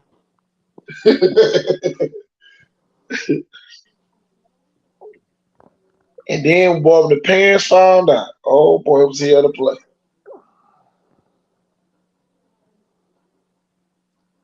Look, get what the lady said, y'all. Get what the lady said she came to the cafeteria. Y'all can't come in here because we having school. Mm-hmm. What you think we have? Yeah, they're supposed to give you a place to go. Everybody knows that. That was probably in the writing Coach Chris gave everybody. Look, we scored an 80 piece that night. Yeah, I like that. He said hashtag Gator. Yeah, you got after that. You know what? You got in it. Coach Norvell don't even know, man. When I first got started, I was coaching Rodney Gill days on over there, basketball at Hankins, man. Believe it or not, I had some good basketball teams. Man, that was the good old days, Joe. We see have us a flashback moment. But I remember, Talk about that year y'all won the championship, and then y'all had Coach Sheldon coached the girls, and they beat the hell out of everybody. oh my gosh, man. They had a beat your ass festival there. That might have been Yeah. when he had Deja or something, and Coach Walton was like coming to all the games to watch. Yeah, Deja Bradford and Aisha Jenkins. Yeah, he was hard on them girls too, man. He was like, man, he was seeing how many different shoes he was going to wear that year. He had a sneaker fetish or something going on that year. Headed to the gym after the games. He enjoyed it, man. He really did. He'd tell you, he's like, I really enjoy coaching basketball. I'm like, I can see that. Think about, look, in my 4 years, we won 9 championships down in Maine. Yeah, that was domination down there at Maine's back then. It was 9 total championships, y'all. You did not want to go down there for a couple of years. It was, boy, them I'm gonna kids, tell you, kids, the fan kids, you know, just the students. y'all, we even had shirts that said the School of Champions. Y'all, we was winning track, girls basketball, boys basketball. We won in every sport but volleyball. Because all the girls quit to play basketball every year. Yeah. They put you out in the pavilion. It could have been hot or cold that day, though. Shade. I guess they gave you some shade. Damn, cold. That's what they tried to make us go outside on the pavilion. I said, we're not going out there. I said, you need to call Miss Peak, Calvin, Chris, and first you need to call Mr. July before I lose my mind. And then he said, lost July, his mind. y'all. I got one better than that. The Prospect Burns one year. He said, yeah, we was standing up. Yeah, instead of giving you shade, they was throwing shade. Man. Here go the thing, y'all. Sorry. Jeff, I got one more flashback. You know they try to get home field advantage. Like, look, they'll be out there in the heat. Our boys been in the AC. Yeah. It's the only chance we got. I got one more bad moment that my kids had to see me act a fool on her door. We was over at Burns, and our girls was real good that year. And our girls were scoring. You know, like you know how the boys coaches stand on the wall, before they get ready to go back at halftime. After the girls come out, you already standing on the wall. So our girls out there, man, they beating the hell out of them. And I'm out there, yeah. And the Prospect Burns said, you need to shut up. Jill, you know what I told him? What? I said, I need you to take me to this office before I beat you up in front of all these kids. That's what I told the Prospect Burns. I said, you better call Mr. July before I beat you up in front of all these kids. I said, because if you ever tell me to shut up again in front of these kids, it's going to be me and you. and look, Jeff. All the kids thought that was the funniest thing. All of them started laughing. Of course they did. So now he pissed off. So get what I turn and do to them. I said, hey, everybody be quiet. Or you could hear the rat piss on cotton. He had never seen a coach with that much authority. Even when they was laughing at him, I want a lot of kids to do wrong. But yeah, we went up in that office, and Mr. July was on speakerphone. He said, what's going on, Thorne? I said, this man told me to shut up in front of our kids. And they was ready to get started. I said, he really don't know the type of kids that we got over here. They are very protective. And they ready to turn this place out if I would allow him to tell me to shut up in front of them again. And then Mr. July explained to him, he was like, man, you can't do that in front of those kids. They love us to death, and they probably will jump on you about us. And the principal was shocked, Right. because this coming from another principal. And he said, man, you need to apologize to coach for telling him to shut up because, man, we work too hard to be professional around our kids and to give them a great environment for them to learn in. Yeah, nobody wants you to ever having the enthusiasm or motivation of the kid. You're doing you too much. Tone it down a little. Tell you. And you crazy as hell. Right. They're the kids that need it the most. Tell you. But That way see, they're talking about it later instead of making some bad choice. They're like, man, did you see Coach come off the bench? He was pumped, bro. and he got reprimanded for that too. They reprimanded him for that. A little slap on the wrist. Well, he had the right to love. I'm sorry for embarrassing you in front of the kids. Yeah, like a Type little deal. letter. Because this is what they did to him. We had a little chant. We would clap. Ings. Ings. So after I got him told, guess what they started doing? They started doing the clap. That's funny. Boy, they ain't no telling what them chants could have been saying for the student section. Man, come on. Boy, especially if y'all play at home, they'll eat somebody up in there. Man. Man. I never forget. We was playing Mobile County the first year I was there. And Casey Word goes down, dunk the ball. Everybody on the stage jumps off the stage at BJ Scott. BJ Scott leaves the ball and runs to the other end like somebody was trying to jump on him.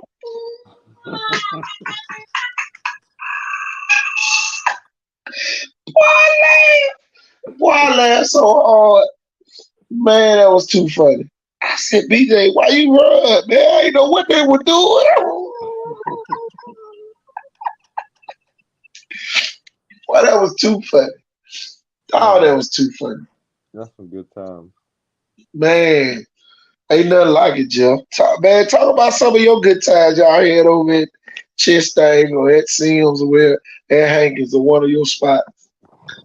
Man, I've had them everywhere. I've had them at Hankins County, Booker T, Chastain, Sims. I was at all the good. Like, man, there was good stories, good people at all them places.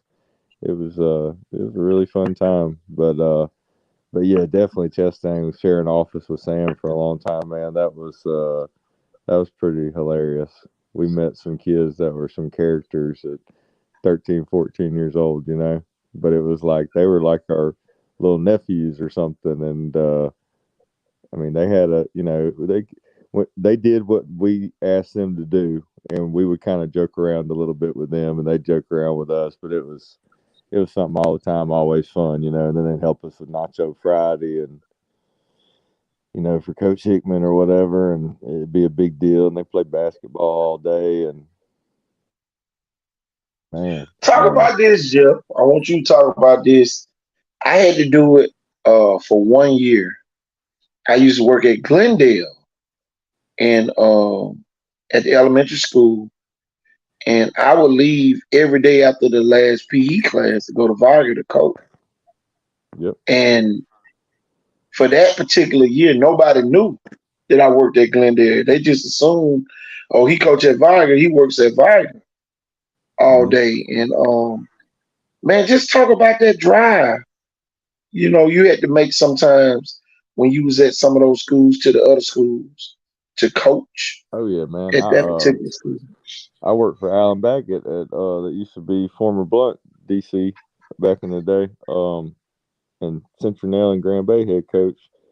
I worked for him at Augusta Evans Special School, man, getting them kids ready for the Special Olympics at St. Paul's every day and to play in the basketball championship up at St. James every year for Special Olympics. And then I get off my planning period put together by Coach Calvin Chris because Coach Sam Shelton didn't want to be the head coach anymore. He wanted to coach his sons in park ball, and he's like, I'll be your assistant since it's going to be hard for anybody to want to really want to ride over here or whatever. And and we'll win it and have a good time. But you want to be head coach now and move on and try to be a high school coach or coordinator, and we'll have some fun, and this will be a great day job or afternoon coaching job. And Coach Chris set it up after Miss Floyd and Coach Hickman wanted to hire me to take on that and all the organization and the paperwork. And I learned a lot of good things for him, organization and keeping things tidy and everything organized. And kind of got to mentor under him and all the championships he'd won and all the great players and some of his mentors like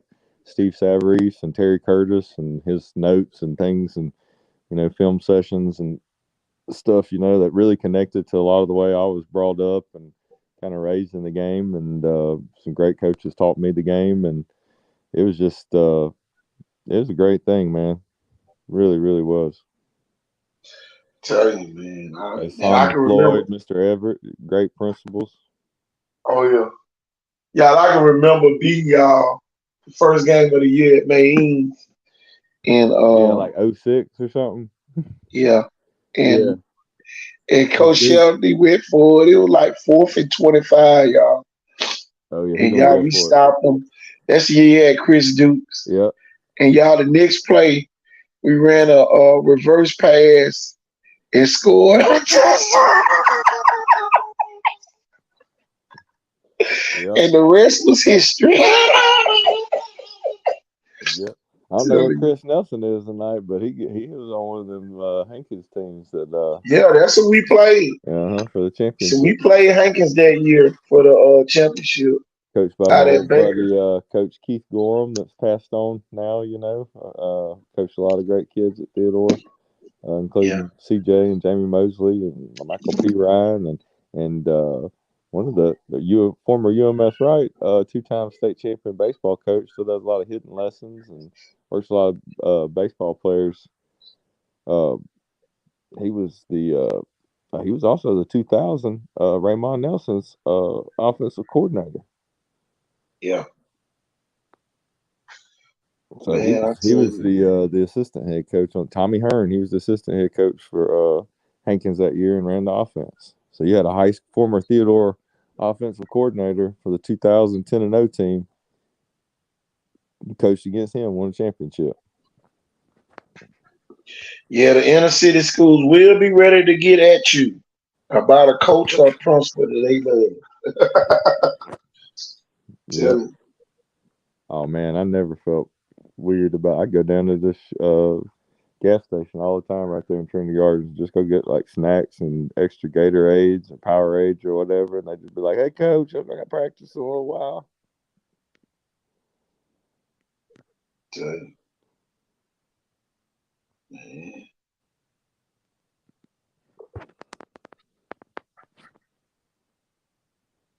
Oh yeah, you're gonna see me at McMillan Barbecue. Man, come on. I'll even go down to. I like Jay Rogers when people want me to go down there and eat in the room or whatever. But I still like the one at the T down there. It's like tradition to me or something. Plus they open late. Jay Rogers had that buffet on it up Right, there. they got that buffet in the party. You can go sit plop down up in there. Now I'm gonna tell you something. Speaking of buffets, they say the Barnyard buffet is one of the best buffets now. Oh I wow. hadn't been there in over 5 years to Barnyard. And boy, they say they have a seafood weekend up there that everybody need to try. Have you been up there yet, Jeff? I have not. Apparently, it's been the old menu from at least 2 or 3 years ago. Last time I ate there, Yeah. and I live right down the road. But just with all the different eating places, and uh, I tell you, a good buffet. I'm gonna be it now. Just a little bit more. It's got seafood, but it's more Chinese. But they got a lot of seafood options, even hot. Like different crab salads and stuff, and with cheese. But Coach, you checked out that buffet over there in that newer shopping center. I call it newer nowadays, like the one over there by Hank Aaron Park and all that. Oh yeah, I've been there. At I've been Old there. Hollywood, man, I ain't ate there. I don't know how long they've been open, but a buddy of mine on one of my lunch breaks the other day was like, "Hey man, let's pop down in here and eat today. I go to this buffet sometimes. It's pretty good. I go about once a week." I said, "Okay, yeah, I got time today." Man, I liked it, man. It was good. Oh, it's back open? Yeah, it been closed for a minute. Same as everywhere else. Yeah, like what Coach Norville said. Yeah, people do you like that. Then they have the nerve to get mad when you beat them by 25. Exactly. Exactly. I went about 2 Sundays ago, and it was the same as As everywhere everywhere else. else. Okay. I know. Well, we ran. Look, I wish Barn Hills was still around. Man, Woo! that was the first place I ever ate cheesesteak at back in the day. And boy, I was hooked on cheesesteak. Tell him. I remember that, and man, their food was warm too. It was under them like hot lamp lights. Oh yeah, It'd be hot coming out. That chicken had that grease popping. man. I remember after they Yeah, closed big down for a while, you could still see the tile on the foundation on the brick before they turned it into whatever. I think it's where Publix is now. Publix is Publix. Yeah, Yep. what Publix is. Yeah. Yep. It had good macaroni and cheese, like it was Oh my God. Thanksgiving time, man. Oh, they Tell had you, good fried okra. man, all that stuff was All good. of it. Yeah, them Man, desserts from them places back in. put me in a time machine to take me Yeah. back. Barn Hills. Yeah, boy, you plop down up in there. Son, y'all can keep all this other new shit, y'all. Yeah, you're right. We're gonna find that time machine. We're gonna find this one of them MIT Tech kids or uh Johns Hopkins or something, coach. See what they got cooking. I'm telling Put us in a portal or something. you, man. Oh, she said the one Jeff talked about, they have fried crabs. Eat all you want. I go all the time. Yes, they do. And I had some. They were good. Oh yeah, over I in the love fried crab. Love it. McGowan Park. Yep, McGowan. That's it. Coach, what? They knocked down Hollywood. Ain't they building the Top Golf? Yeah, that what Top Golf gonna be at. Woo! Yeah. Boy, Mobile about to generate some clientele around here finally. Guess we couldn't keep the Bay Bears. We'll get Top Golf. Man, how we do this, Jeff? God, dog, y'all. We don't win a whole show.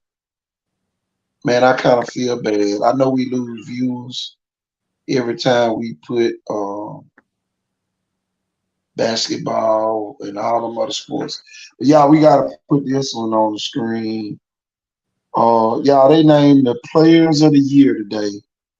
Damn, Jeff, how we get that? Yeah, you're right. Well, We yesterday. gotta do it. It's worth it. People love talking about him. So I mean, he's worthy of the praise. I mean, we got to give the credit and respect where it's due here. He earned it. um, But yeah, here go all the players of the year. Uh, Baron Fallon, AJ Robinson Jackson, and Joe Brown from St. Paul's. LeBaron Fallon is at Baker. The guy with the gold jacket is none other than NFL Hall of Famer Robert Brazile, a Viger graduate.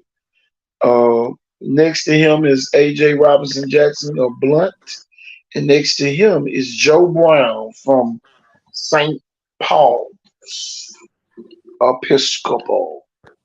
So y'all, I'm telling you, man, we definitely forgot to do this.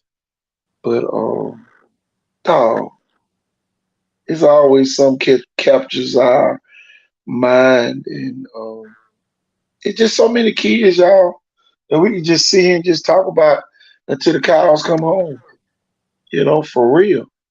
And y'all, it is Football Friday right now.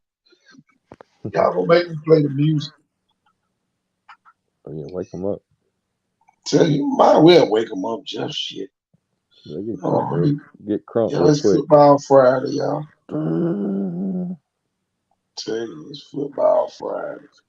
We gonna play the music. Here we go.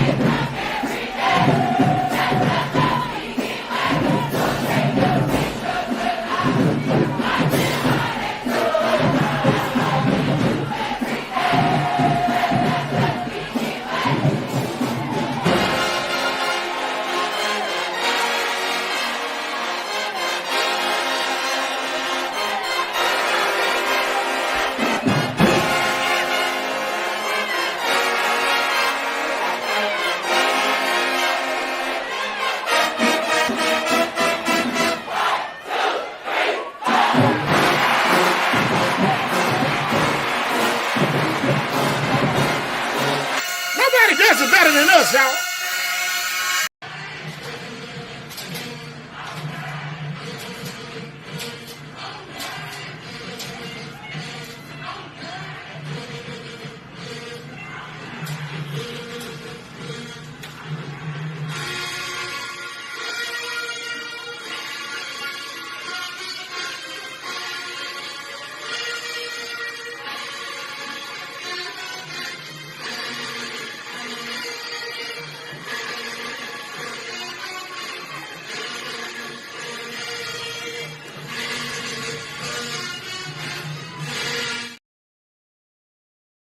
Tradition matters, Jeff. Man, I'm ready to run through the paper. Tradition. Tell you, boy, make you want to run through the paper twice. I want to do the whole thing where you walk through the locker room, the tunnel. Tell you. Get the fog machines going. That band, man, that remind me of the in between plays back in the day. You have one of them games where you like 10 tackles and over, you all over the place, lighting folks up, and then all of a sudden that crowd. Oh, man. You know, one of those. But they had to do but bump into the drum in the summers. But you hear that look, shh, boy, you be ready to go. Man, I'm telling you, dude, I've got so many memories. I remember playing against Viker, and we'd be getting pumped up by their band. It's like, man, they crunk, man. Then the halftime show, you be peeking out the locker room to see what they're doing. Man. Boy, those were the good old days. And boy, they still going on. Football 365, y'all. Oh, Tradition matters. No days off. Tell you. Y'all don't forget about the main thing for real. The players matter. Without great players, can't win games. You ain't gonna win nothing. Gotta have great coach, but great coach ain't good without great players. You gotta have great people. Tell you, man. And parents, y'all do a great job of making sure y'all kids get that proper coaching. You know, we gotta make sure. We just had to separate Saraland from everybody else. You know, tonight. And I know we probably stepped on some toes. Well, our staff good. Okay, well, guess what your players are? Okay. Come on. It's very rare that you got all of them. You know, we ain't gonna allow you to think that you in the same category to what Saraland got up there. Yeah. And y'all, they not strong arming their kids either. Coaching 101, coach. You don't have to strong arm your kids to get them to do what they need to do. Yep. That could be that next level greatness as opposed to exactly. very good. Maybe they got great players and other people have very good players. But see, here go the thing. It's almost like self-sabotage, like having a gun in your pocket and you keep dropping and shooting yourself in your foot. Oh, Cheddar Bob. Tell you now. It's a lot of teams shooting their own damn selves in the foot. Lighten up some. And see want your team lighten up some. Yeah. No win to be tough and no win to be a coach. I just said something. Come on now. Sometimes you gotta be that kind of that whisperer and almost kind of like just got carrot dangling and get them to do what you want them to do without, you know what I mean? Here You ain't go the always biggest got. distraction, Jeff. And I ain't mean to cut you off, but No, go ahead. here go the biggest distraction is when you coaching against a coach that's very passionate, but y'all he call a huddle and you can't hear what he's saying. Have you ever seen that happen, Jeff? I see it happen all the time. Yeah. And everybody in the whole building, it could be football, basketball, baseball. Now they trying to figure out what the hell what did he tell them?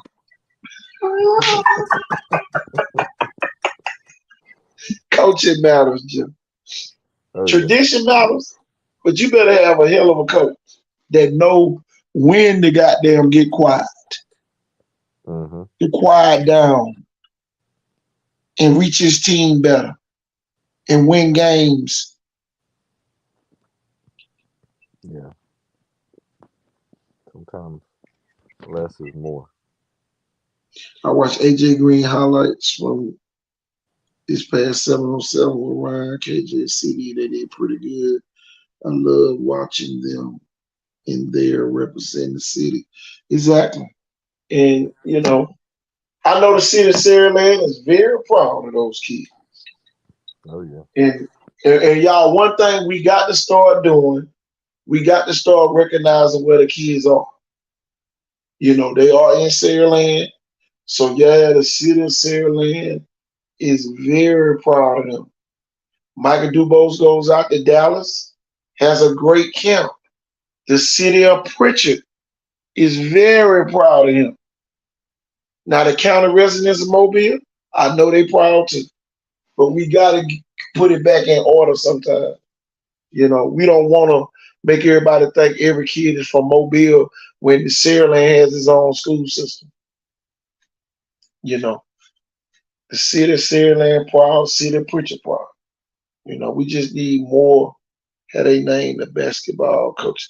Oh yeah, they named them today. Viger, Jerry's Jackson, St. Luke's, Garrett Trayworth, Philip Murphy from McGill, and Solomon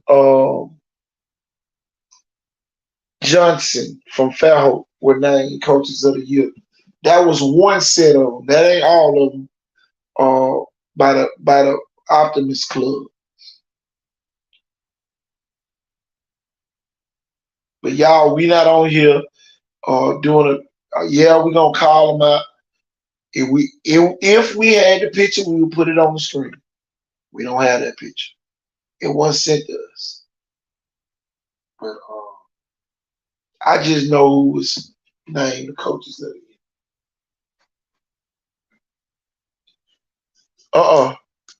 year. He didn't make Optimist.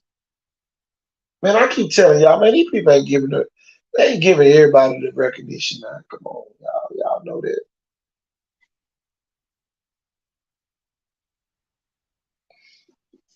Man, that's part of the favorites list, Miss Jones. I keep telling y'all it's a favorites list. Jeff, you still here?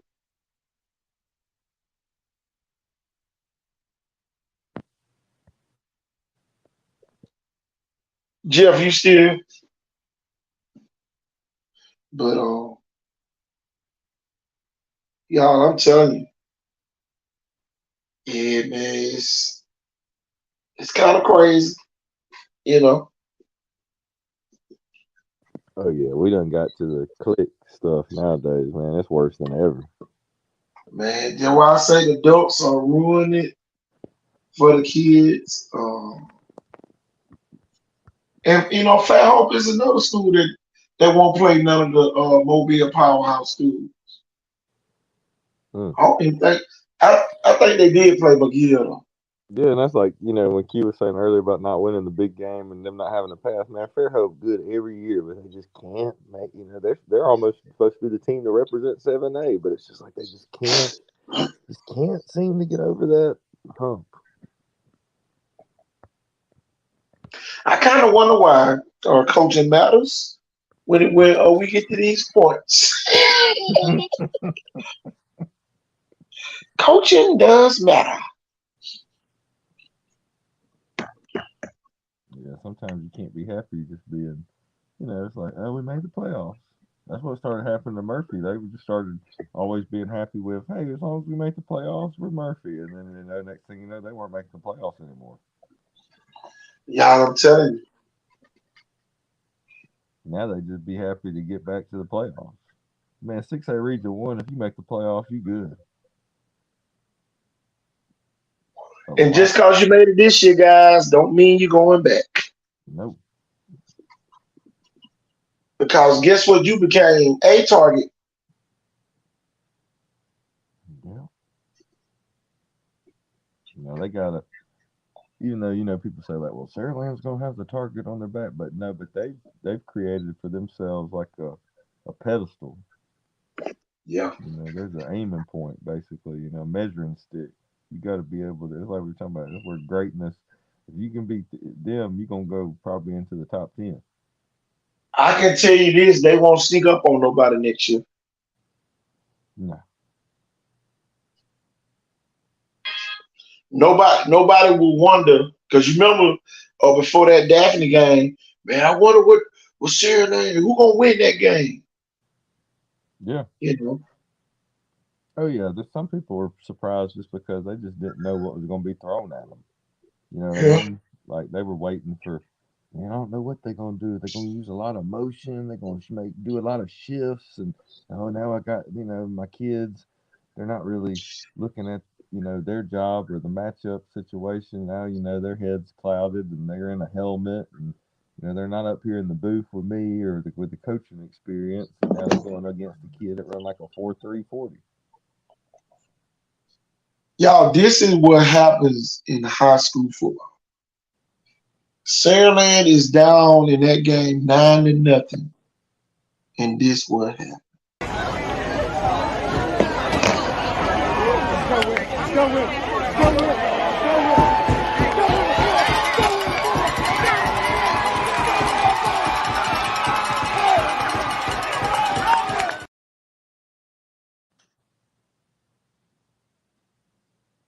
Yeah, coaching matters. I would Still agree with running. Coach. He just passed Japan. He's coming through Australia right now. Yeah, look like a blue angel. I'm telling you. The blue That angel shit against show. the law how fast he be running. He's flying. Coach, that is against the law how fast that kid runs. It literally looks like he's got an assisted run, like they put a bullet belt on him and like let go of the ripcord, like with the Velcro, and it's just like. And for everybody who watching, Everybody stay on that side when they switched up. You switched up, stay on that side, man.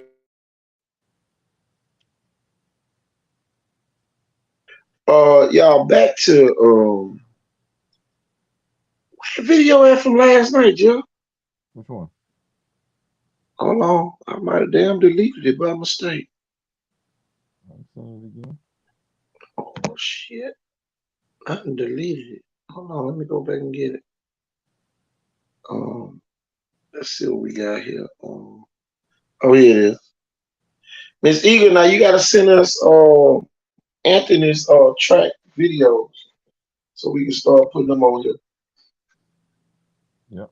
Cause he's had some good ones. I watched some of that, even his indoor stuff. Really impressive. here it is, Joe.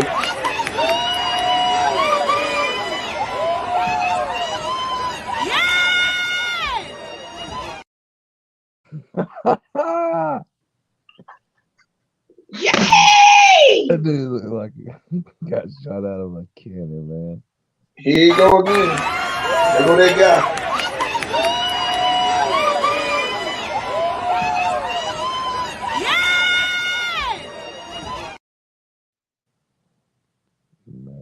my other kids are fast, but he is blazing. It look like a movie or something. Like, man, that's illegal in all 50 states. like a superhero or something. Man, I ain't never seen no shit like that. I ain't gonna. Y'all, I swear I ain't never seen it. Like he's got rocket boosters or something. Admit 8 and 7 on 7 same time. Okay. Are they running the Saraland this week? Saraland got the big track meet on Saturday, Jeff. Okay. I'll have to go I'm up gonna be there. down in in the great state of Mississippi, yeah. David Banner. Yeah. I kind of shut it down with that Rivals thing this weekend for the training, pretty much on all kids and 7-on-7 and stuff. So I'll be free. I can go check that out. Yeah. What? It never fails, Jeff. I'm telling you.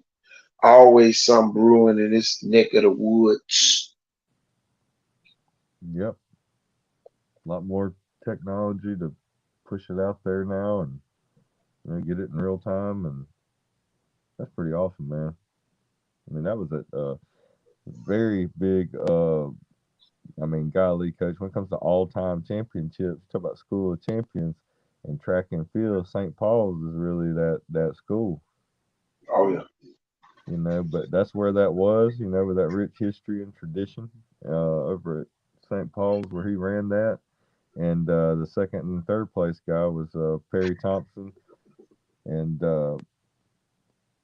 who was third? Our boy, Myron Duncan. Myron Dunklin. Everybody. So that was your top three. Sorry, I'm rubbing biofreeze on my neck tonight. Everybody, my old pinched nerves kind of hurt me right now. My bad, Myron. But yeah, that was your three. They got a great picture of them on the 1, 2, 3 podium. So you had Saraland, Foley, and Saraland again represented. I know one thing, Jeff, that I wish would stop happening is this. And a lot of people don't think that we know that it's going on. This little rivalry they got going on around in this region in the comparison of kids. Y'all leave that alone. Comparison is the thief of joy. Telling you. Stop it. Made different. Unless you got your own show, for real now. Because, man, it's getting out of hand. If you can't uplift the kid, find you something else to do, man. Yeah. But,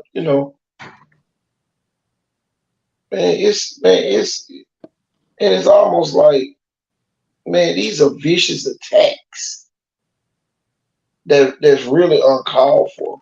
I don't care how much you don't like a kid parent or nothing like that. You should hate on a kid. Right. Oh yeah, that's what it's coming to now. Now people getting together and it's affected kids because they don't like people's parents or something. Like, what's that got to do with anything? Back in the day, it didn't matter if the people were trash. If the kid was a player, the majority of the parents would get together and be like, and look, you know what? In our time, it was even grandparents would tell their kids the truth. They'd be like, "You're not better than him. So until you step your game up or something, that boy, he is pretty good." They wouldn't be sitting there going, "My little Johnny, he's as good as that boy." It's like, no, let's turn on the film, Mom. Let's turn on the film. Now here's your boy.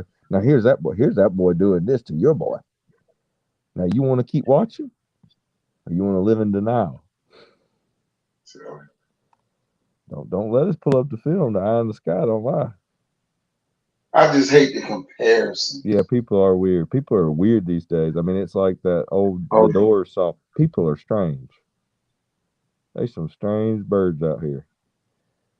And my thing is this is not the platform to say a kid can't do one thing and another kid can. We do. Y'all, we make sure. And we talking about me and Jeff have been in that professional realm so long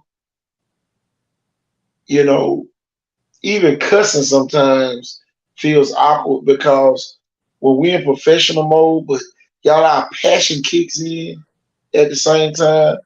We have to try to fight it a little bit off, y'all. But sometimes man, we get pissed off and the Oh, words thank just you. start rolling out. We don't mean no harm or anything, but man, that's how much we care that if these kids make it or not. And a lot of people don't have that same care that we do. Yeah, It's not a oh I I care more than you convention. We're not trying to have a convention on who care the most either. And people, man, just like Miss Jones said, people weird. Going yeah, on with that weird shit. yeah. Well, caring and passion to me is two different things. Passion is something that Exactly. it's almost like even a calling. It's something you're just born with that you can't almost help. Something that drives you. That's a part of you that's deeper than you even understand. And that's how I've been connected to football my whole life. I don't have any other hobbies really. This is poetry in motion to me, man. This is art. This is working out. This is fitness. This is it's life, man. Ball is life, and mine it was. I mean, I love baseball and basketball some, but it just never. It was all year round, almost like man that pigskin, that leather, that and pads, that hat. I mean, it's just it's a gladiator sport, man. It's an icon sport for real. You a, Yeah. that's like we were talking about. You a living legend, icon. You ever win anything in Mobile, even if it's a middle school championship. Because like we told people before too, I mean, this ain't no knock on anything people in the parks ever did, but middle school that's almost getting the boys ready before they become the young men of high school and moving on to another tier of football, another level, and there's no weight limit. And kids are smaller than they used to be. My gosh, y'all used to have monsters. I'm telling Man, Maines and Booker T back in the like '90s. Man, cause what about Hillsdale? Oh my God. But that's a school really that just fell off the face of the earth. Man, and some great athletes still live in Hillsdale. Man, come on. hmm Jamarcus King lived in Hillsdale. Oh yeah. He could jump out the gym with his vert. Got him at Parisi back in the day at the old Greystone, man. He was like 42 and a half as a high school junior.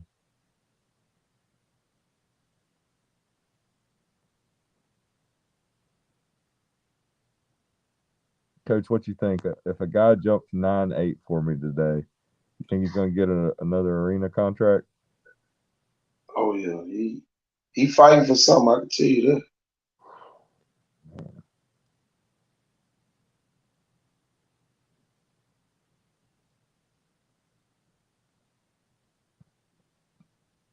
Yeah, Coach, I'd had me a long day at work, man. Oh my gosh. And first 20 or 30 minutes of training today, I was kind of like, and I wasn't going through the motions, but man, I was kind of like, man, I am just like, I am beat. I feel like I'm out here, running and sweating myself. Needed like a little break, man. And then something just happened, Coach. It was just like being out golfing or something and being out in your element, and it was a great way to end the week Oh for yeah. me. For me, I'm shutting it Always. down, uh, due to just we did it in hard. They don't need another one tomorrow. They're gonna do some other stuff, stretching and working out wise. Maybe just do some light kind of starts or something at home, and then they're gonna get ready to hit that road early about 5:30. So I guess Saturday morning, the ones ain't gonna get a hotel and they're gonna go Oh venture up to Dothan and see what rivals camps got going on. yeah. My Man, I'm proud of Myron Dunklin today. He got that ooh, invite. Man, ooh. Bro, and did you see that dude training this morning? Oh, look like Jerry Judy Jr. 2.0. tell him. That man, shaking bait, son. He's just, man, his ball skills too. Like on the break of the ball, he's just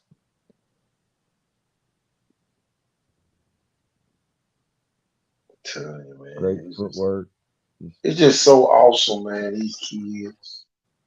man, parents, great parents. Um, Yeah, he's got great parents. I met them the first and time I went to another thing too. Cottage Hill Christian. Um, man, you got a lot of people who help support kids. Like every event we've ever hosted, somebody has sponsored a kid for those events. And even the last event, Jeff, we had several kids that were sponsored. And y'all, we not in a toot the horn convention, but man, without those people, Jeff, having the stuff here at Icon Sport won't work. Without those people sponsoring those kids, for those events. Yeah, and some of them were. I mean, it was with stuff going on in life right now and during these times. Um, with the way everything is, kind of like in the economy, and you know, parents both being at work and just kind of making it check to check. Sometimes it happens on that day where it's time to go to something that's like this week, and maybe 2 more days I got it, but I ain't got it today. Oh yeah. So I mean, you don't want the kid to. It ain't their fault or nothing. You know what I mean? Yep. But when then they find out, kind of like, hey man, don't worry about it. Guess what? We got you sponsored. Want you to come on out there and just stretch and be coachable and do a great job and hustle on and off the field. And I think it's going to be a great event for you. And man, Miss they Jones, I tell you, Miss Jones done stood in the gap for several kids. And I know she probably didn't want me to say it, but I'm gonna say it anyway. We really appreciate you helping those kids, and Jeff can tell you for himself, man, them kids had so much fun at those events. Man, they get to meet new people, and without y'all, people like you, Miss Jones, Coach Foster, and several other people who wanted to stay anonymous. Um, you know, Without y'all, man, a lot of kids wouldn't even have that enjoyment of coming to these showcases. yep. And y'all, a lot of people say, "Oh man, why you go there? You get exposure to people you ain't never seen before." Noah Ray from Greenville. Uh, Nobody would have got exposed to him if they would have came to the showcase. The two little kids. Don't call my name, KT. I'm sorry. I'm sorry, Big Joe. But I just had to, But you know, I, I just know y'all. I didn't make it. Oh yeah, y'all. I know I wouldn't have made it without the help of other people standing in the gap with my grandma, paying for stuff. Yeah, I know she couldn't pay for. I know my grandma a couple times, Jeff, she had to sell chicken and fish plates for me to go with an all-star team to Tuscaloosa. Wimp Sanderson, he was there, and it was a basketball event too, coach, and he signed every autographs for all the kids. That's awesome. And anytime I felt like I wasn't good enough, I was always gonna look at that picture. To Kelvin, the next one. That's what he put on there. I'll never forget that. And that's one of my sayings now. Coach, he the next one. And man, I'm telling you, That's awesome. it's a feeling like no other. Because you go somewhere you never would have went without the help of somebody else. You know. Yep. Gratitude and a blessing. Yeah, gratitude is your attitude. Gratitude is your attitude. You know. Yeah, Miss Jones loves her school, boy. Ooh, Telling you, coach. man, we Man, got it's just pride. Hey, tradition matters, yeah, man. telling They got it over there. They got that. Boy, they fired up right now. IDT fired up. Tell you, man, I just love the fact that you know these kids get to experience stuff I only dreamed about. Jeff, I know you back in the day. You're a former athlete back in the day. Man, just sitting in the house watching a game and say, man, I just wish one day that'll be me on that screen. Oh yeah. I mean, for me, I never even thought I was going to be more of a. By the time I was graduating and really getting recruited, still kind of as an athlete with a QB background, but at that time they were really recruiting me for defense basically, and it was one of those things where it was like, man, I just remember so many times uh, sitting around and watching guys that you want to emulate and imitate. But my grandfather, man, he had a connection to like Ben Harris family and whatnot, and he was like, "We're gonna go watch this game, Coach." It was '96 Viger and Blunt, Oh my God. and everybody knows about that game. So that was my thing as a little kid, kind of being like and seeing those guys on defense, like the big cowboy collars. So I get to high school Oh and I'm yeah. just like, I want to look just like those guys. The taped wrist and the gloves and spatted and just looking like you're wearing the big shoulder pads still. And it was different back then. You trying to look bigger than what you were, and it was just great times, man. I just uh, I go back and listen to the radio part of that game. What was it? It's I think Lee Shervanian called that game. Yeah. It was on Comcast back then, Oh on yeah. 6 when they did the replay and everything. So you go watch it, and you can go watch it on YouTube now. Oh yeah. Doesn't like it, Jeff. I'm telling you. I remember parking down there and just thinking, like, man, this is kind of weird for a little kid. My grandpa was like, "Stay with me." Yep, Oh boy. I just remember. Exposure. Yeah, seeing all that That was green and white and that exposure. purple. Yep. Well, it was, man, all the smells. I remember the smells and just the cooking and the people tailgating and walking around to get to where we were going to sit down. Shoot, I remember more standing up than sitting down that night. They had the barricades around the field. Yep. I bet Miss Jones was probably at that game back then in '96. Yeah, that was some Tell me. awesome, awesome athletes in football at that time in Mobile. That's why and people be saying like, man, just the people on defense, even especially, and then even some of the skill guys on offense. But I mean, like those guys, pound for pound, could play at any era. I mean, we talking about like '96 through '98 Blunt guys, Oh and all the yeah. guys at Viker that usually like beat them Blunt teams somehow. So Oh yeah. That was the good old days, Jeff. I'm telling you, I remember just like it was yesterday. I done coached and played in that game. Telling man, that's awesome. Yeah, and then I got kind of like a dream come true when I was in my heavy. It was like I was in college finishing up.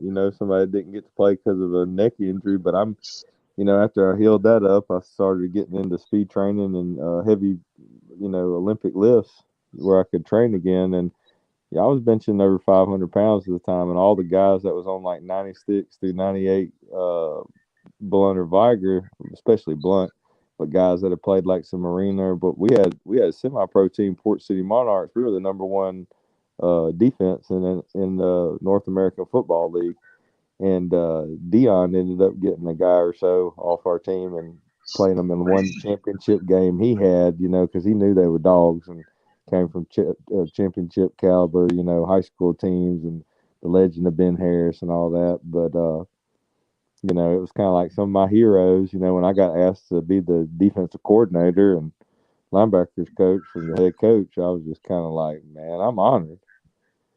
And Bubba Thompson's daddy was we played some games at Pritchard Stadium. Most of our games played at Tremere Park, and he ran you. Tremere Park, and it was top notch, man. And we'd help clean up around there and help him and cut the grass, and And there I am hanging out with some guys when I was in the 5th grade. I go watch them, and they the top dogs of Mobile in high school football.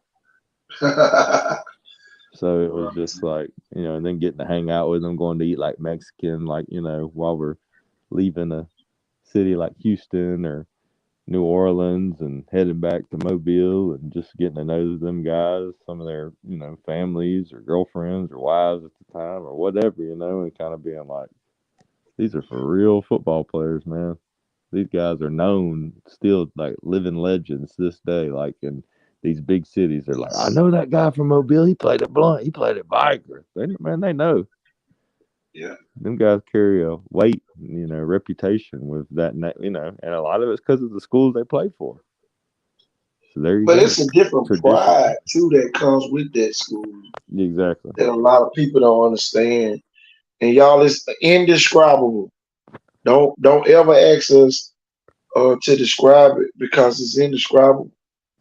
It's almost like you either got it in you or you don't. And a lot of people don't. Oh, it don't take all that. Yeah, it do.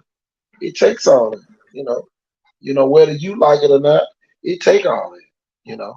Mm. Just accept the fact that you don't understand why. They do it that way. But anything that they do, it's required. I'll say that. It's a necessity.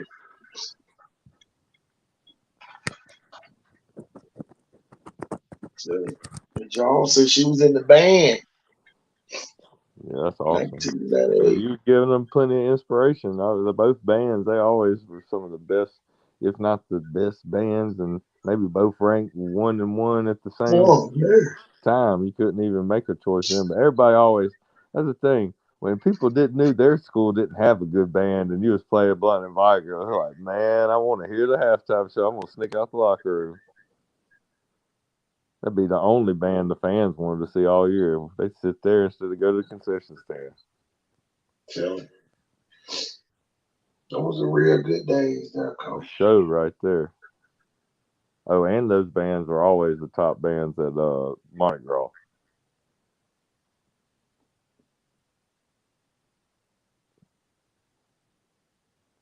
Yeah, but Oh yeah, I forgot about the '01. I didn't forget, but she's just bringing it up about the '01 state championship. Excuse me, basketball Joe team. Hunter. Oh yeah. Joe worked down at the transportation. That's awesome. That was Kennedy Winston team. Oh yeah. Joe played at West Virginia. Okay, he was the guy that played at West Virginia. He Okay. another guy that went to West Virginia. Yeah. Coach, how weird was that, real quick? Now that we're touching on those guys, I don't want to take nothing away from them. So, you had Kennedy Winston, and if people don't know about him, he was like a bigger old like LeBaron Phylon, kind of like the hype Yeah. type deal and everything. Like, man, they thought he was gonna be like Michael KD, Jordan or something. yeah, Michael Jordan or something, like Kobe from around here, man. Alabama, they had to have him, the face of the program in basketball. He was the biggest recruit ever in basketball at the time. Tell you. Big time. Yeah, but what about your boy that went to Syracuse being my coaching buddy of Buffalo's sister's family friend, or what was it, Derek like Coleman. neighbor? Derek Coleman. Derek And he's Coleman. like, remember, he's like, I have a Derek Coleman signed autographed picture from Christmas. It's in my bedroom. I'll go get it. That was weird, Coach. That was just too. The world is just too small with that connection. Look, he would have never known Derek Coleman was from Pritchard. No, I mean, I think he kind of knew, but he didn't. He didn't realize the school he went to, or he's just like, I know it's like from Mobile down there where you guys are from, but I don't know. Maybe he didn't know. I know once he figured that out, though, he was just floored. Oh yeah. Couldn't believe it. Shoot, I wanted to go. I wanted to go buy a lotto ticket when he brought all that up. I was like, "Do what?" Tell you.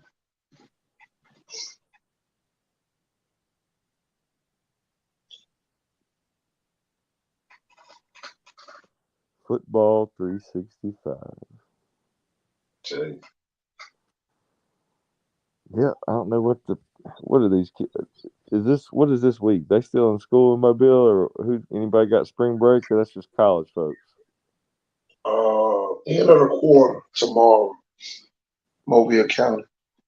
About to go into the fourth quarter, Jill. Okay. You know, might have some movement next week. I just hope Murphy go ahead and announce his coach tomorrow.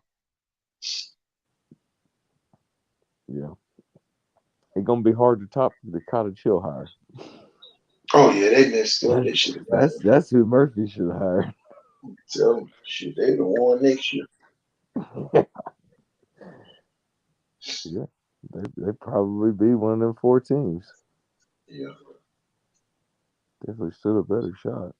But we'll see who they hire. Who knows, man? They ain't no telling what'll happen tomorrow. They might not hire anybody.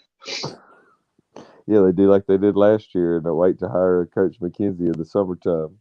All I can say, they're on 0-10 watch right now again. And 2 years in a row. what I tell you last year, I went up there and said I'd just take the job and I cut the grass for him and everything. What did Yeah. I tell you? I said it's too late. Like he's doing them a favor. Told you, Coach. These people be messing around in Mobile County. That's just even in a way. It's even like the Theodore thing. It's kind of like, well, we're hiring him, but he don't start till the 28th. It's like, do what? It's gonna be crazy. Like I ain't never heard that. It's like if you hiring somebody, they can go start going to work. Tell them. How they gonna go to work? It's almost like they setting them up to be like they can't be that good right now. You don't want them. Almost like one of those teams that starts working. Maybe they didn't make the playoffs. They got knocked out. All right, guys, no off season. We're gonna start working tomorrow in the weight room and running sprints. They don't take no off days. They just been out working everybody. While everybody else is, I'm gonna do this sport, or we're sitting out. Take a day off, and they working. They didn't like last year. They're gonna change it. Yeah. That's the best part about it, man. Every year is a different year, even if you got the same team. What's You that don't know say what here? habits. I'm about to say this. I'm about to bust some high school fans' bubbles.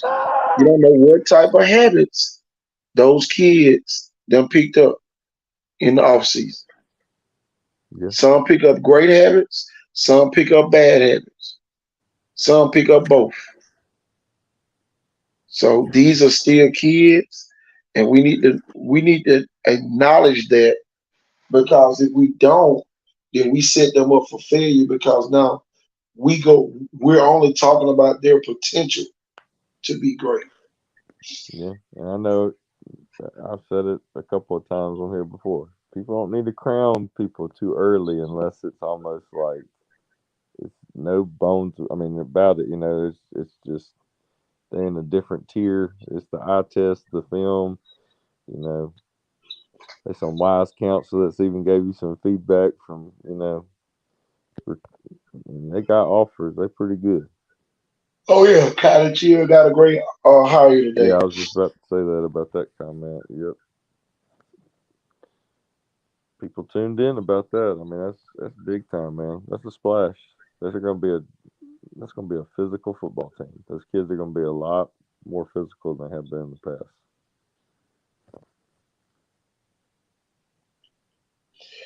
Yeah, buddy. Man, and you know what? I love the video earlier. That was not rah rah. That's how pumped up those kids were to be at practice, and they were like a family unit. Those kids would beat somebody up for each other. Man, come on. That's that tough. That's what you want. You want tough football players. Some kids that's almost like, coach, they almost look like Marines or something. Like they like war crazy or something. It's like, man, these kids, they gonna go in there. They ain't caring about nothing. No fear. Boy, you Well, done gave it's all this football equipment. They think they're a superhero. tell you. Mama gonna be proud up there. Her little baby boy. Coach, you remember when the game started later back in the day? It was like the 7:30 start time. Where the parents went out to eat. They got off work early, went out to eat. Some of them people for the big games. Oh yeah. Be talking about it all day. Yeah, we're gonna go. We're gonna get something to eat before the game. Like, there you go. Now parents, man, they got to getting off work early and still barely able to. It's like, whew, I'm glad we found our seat. Tell him. That's right, man. That's why we applaud them. We applaud them. Oh, and man, then what about the caravans and the chauffeurs? The parents, it's like, oh, another trainer, another practice session. Up team thing. This 707. Boy, if they had a minivan, one of them old school doors, you hear that thing doing that slide thing all the time in the metal, wouldn't you, Coach? Oh yeah. Tell him. Soccer mom.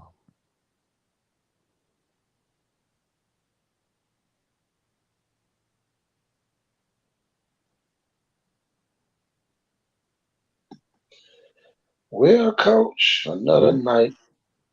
Another night has passed. It's been a great one. Tell him. I can't be on here too long tomorrow. Just thought about that. We got those games 9 a.m. down in Oh, Mississippi. yeah. Yep. First Good game luck at stuff like that. 9. Yep. Hit that alarm and get on up.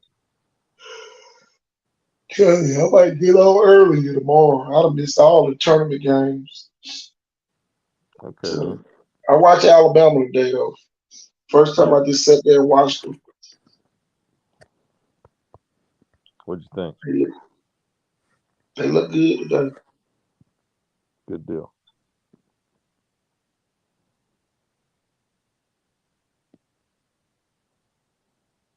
Well, I don't know. I'm up here now.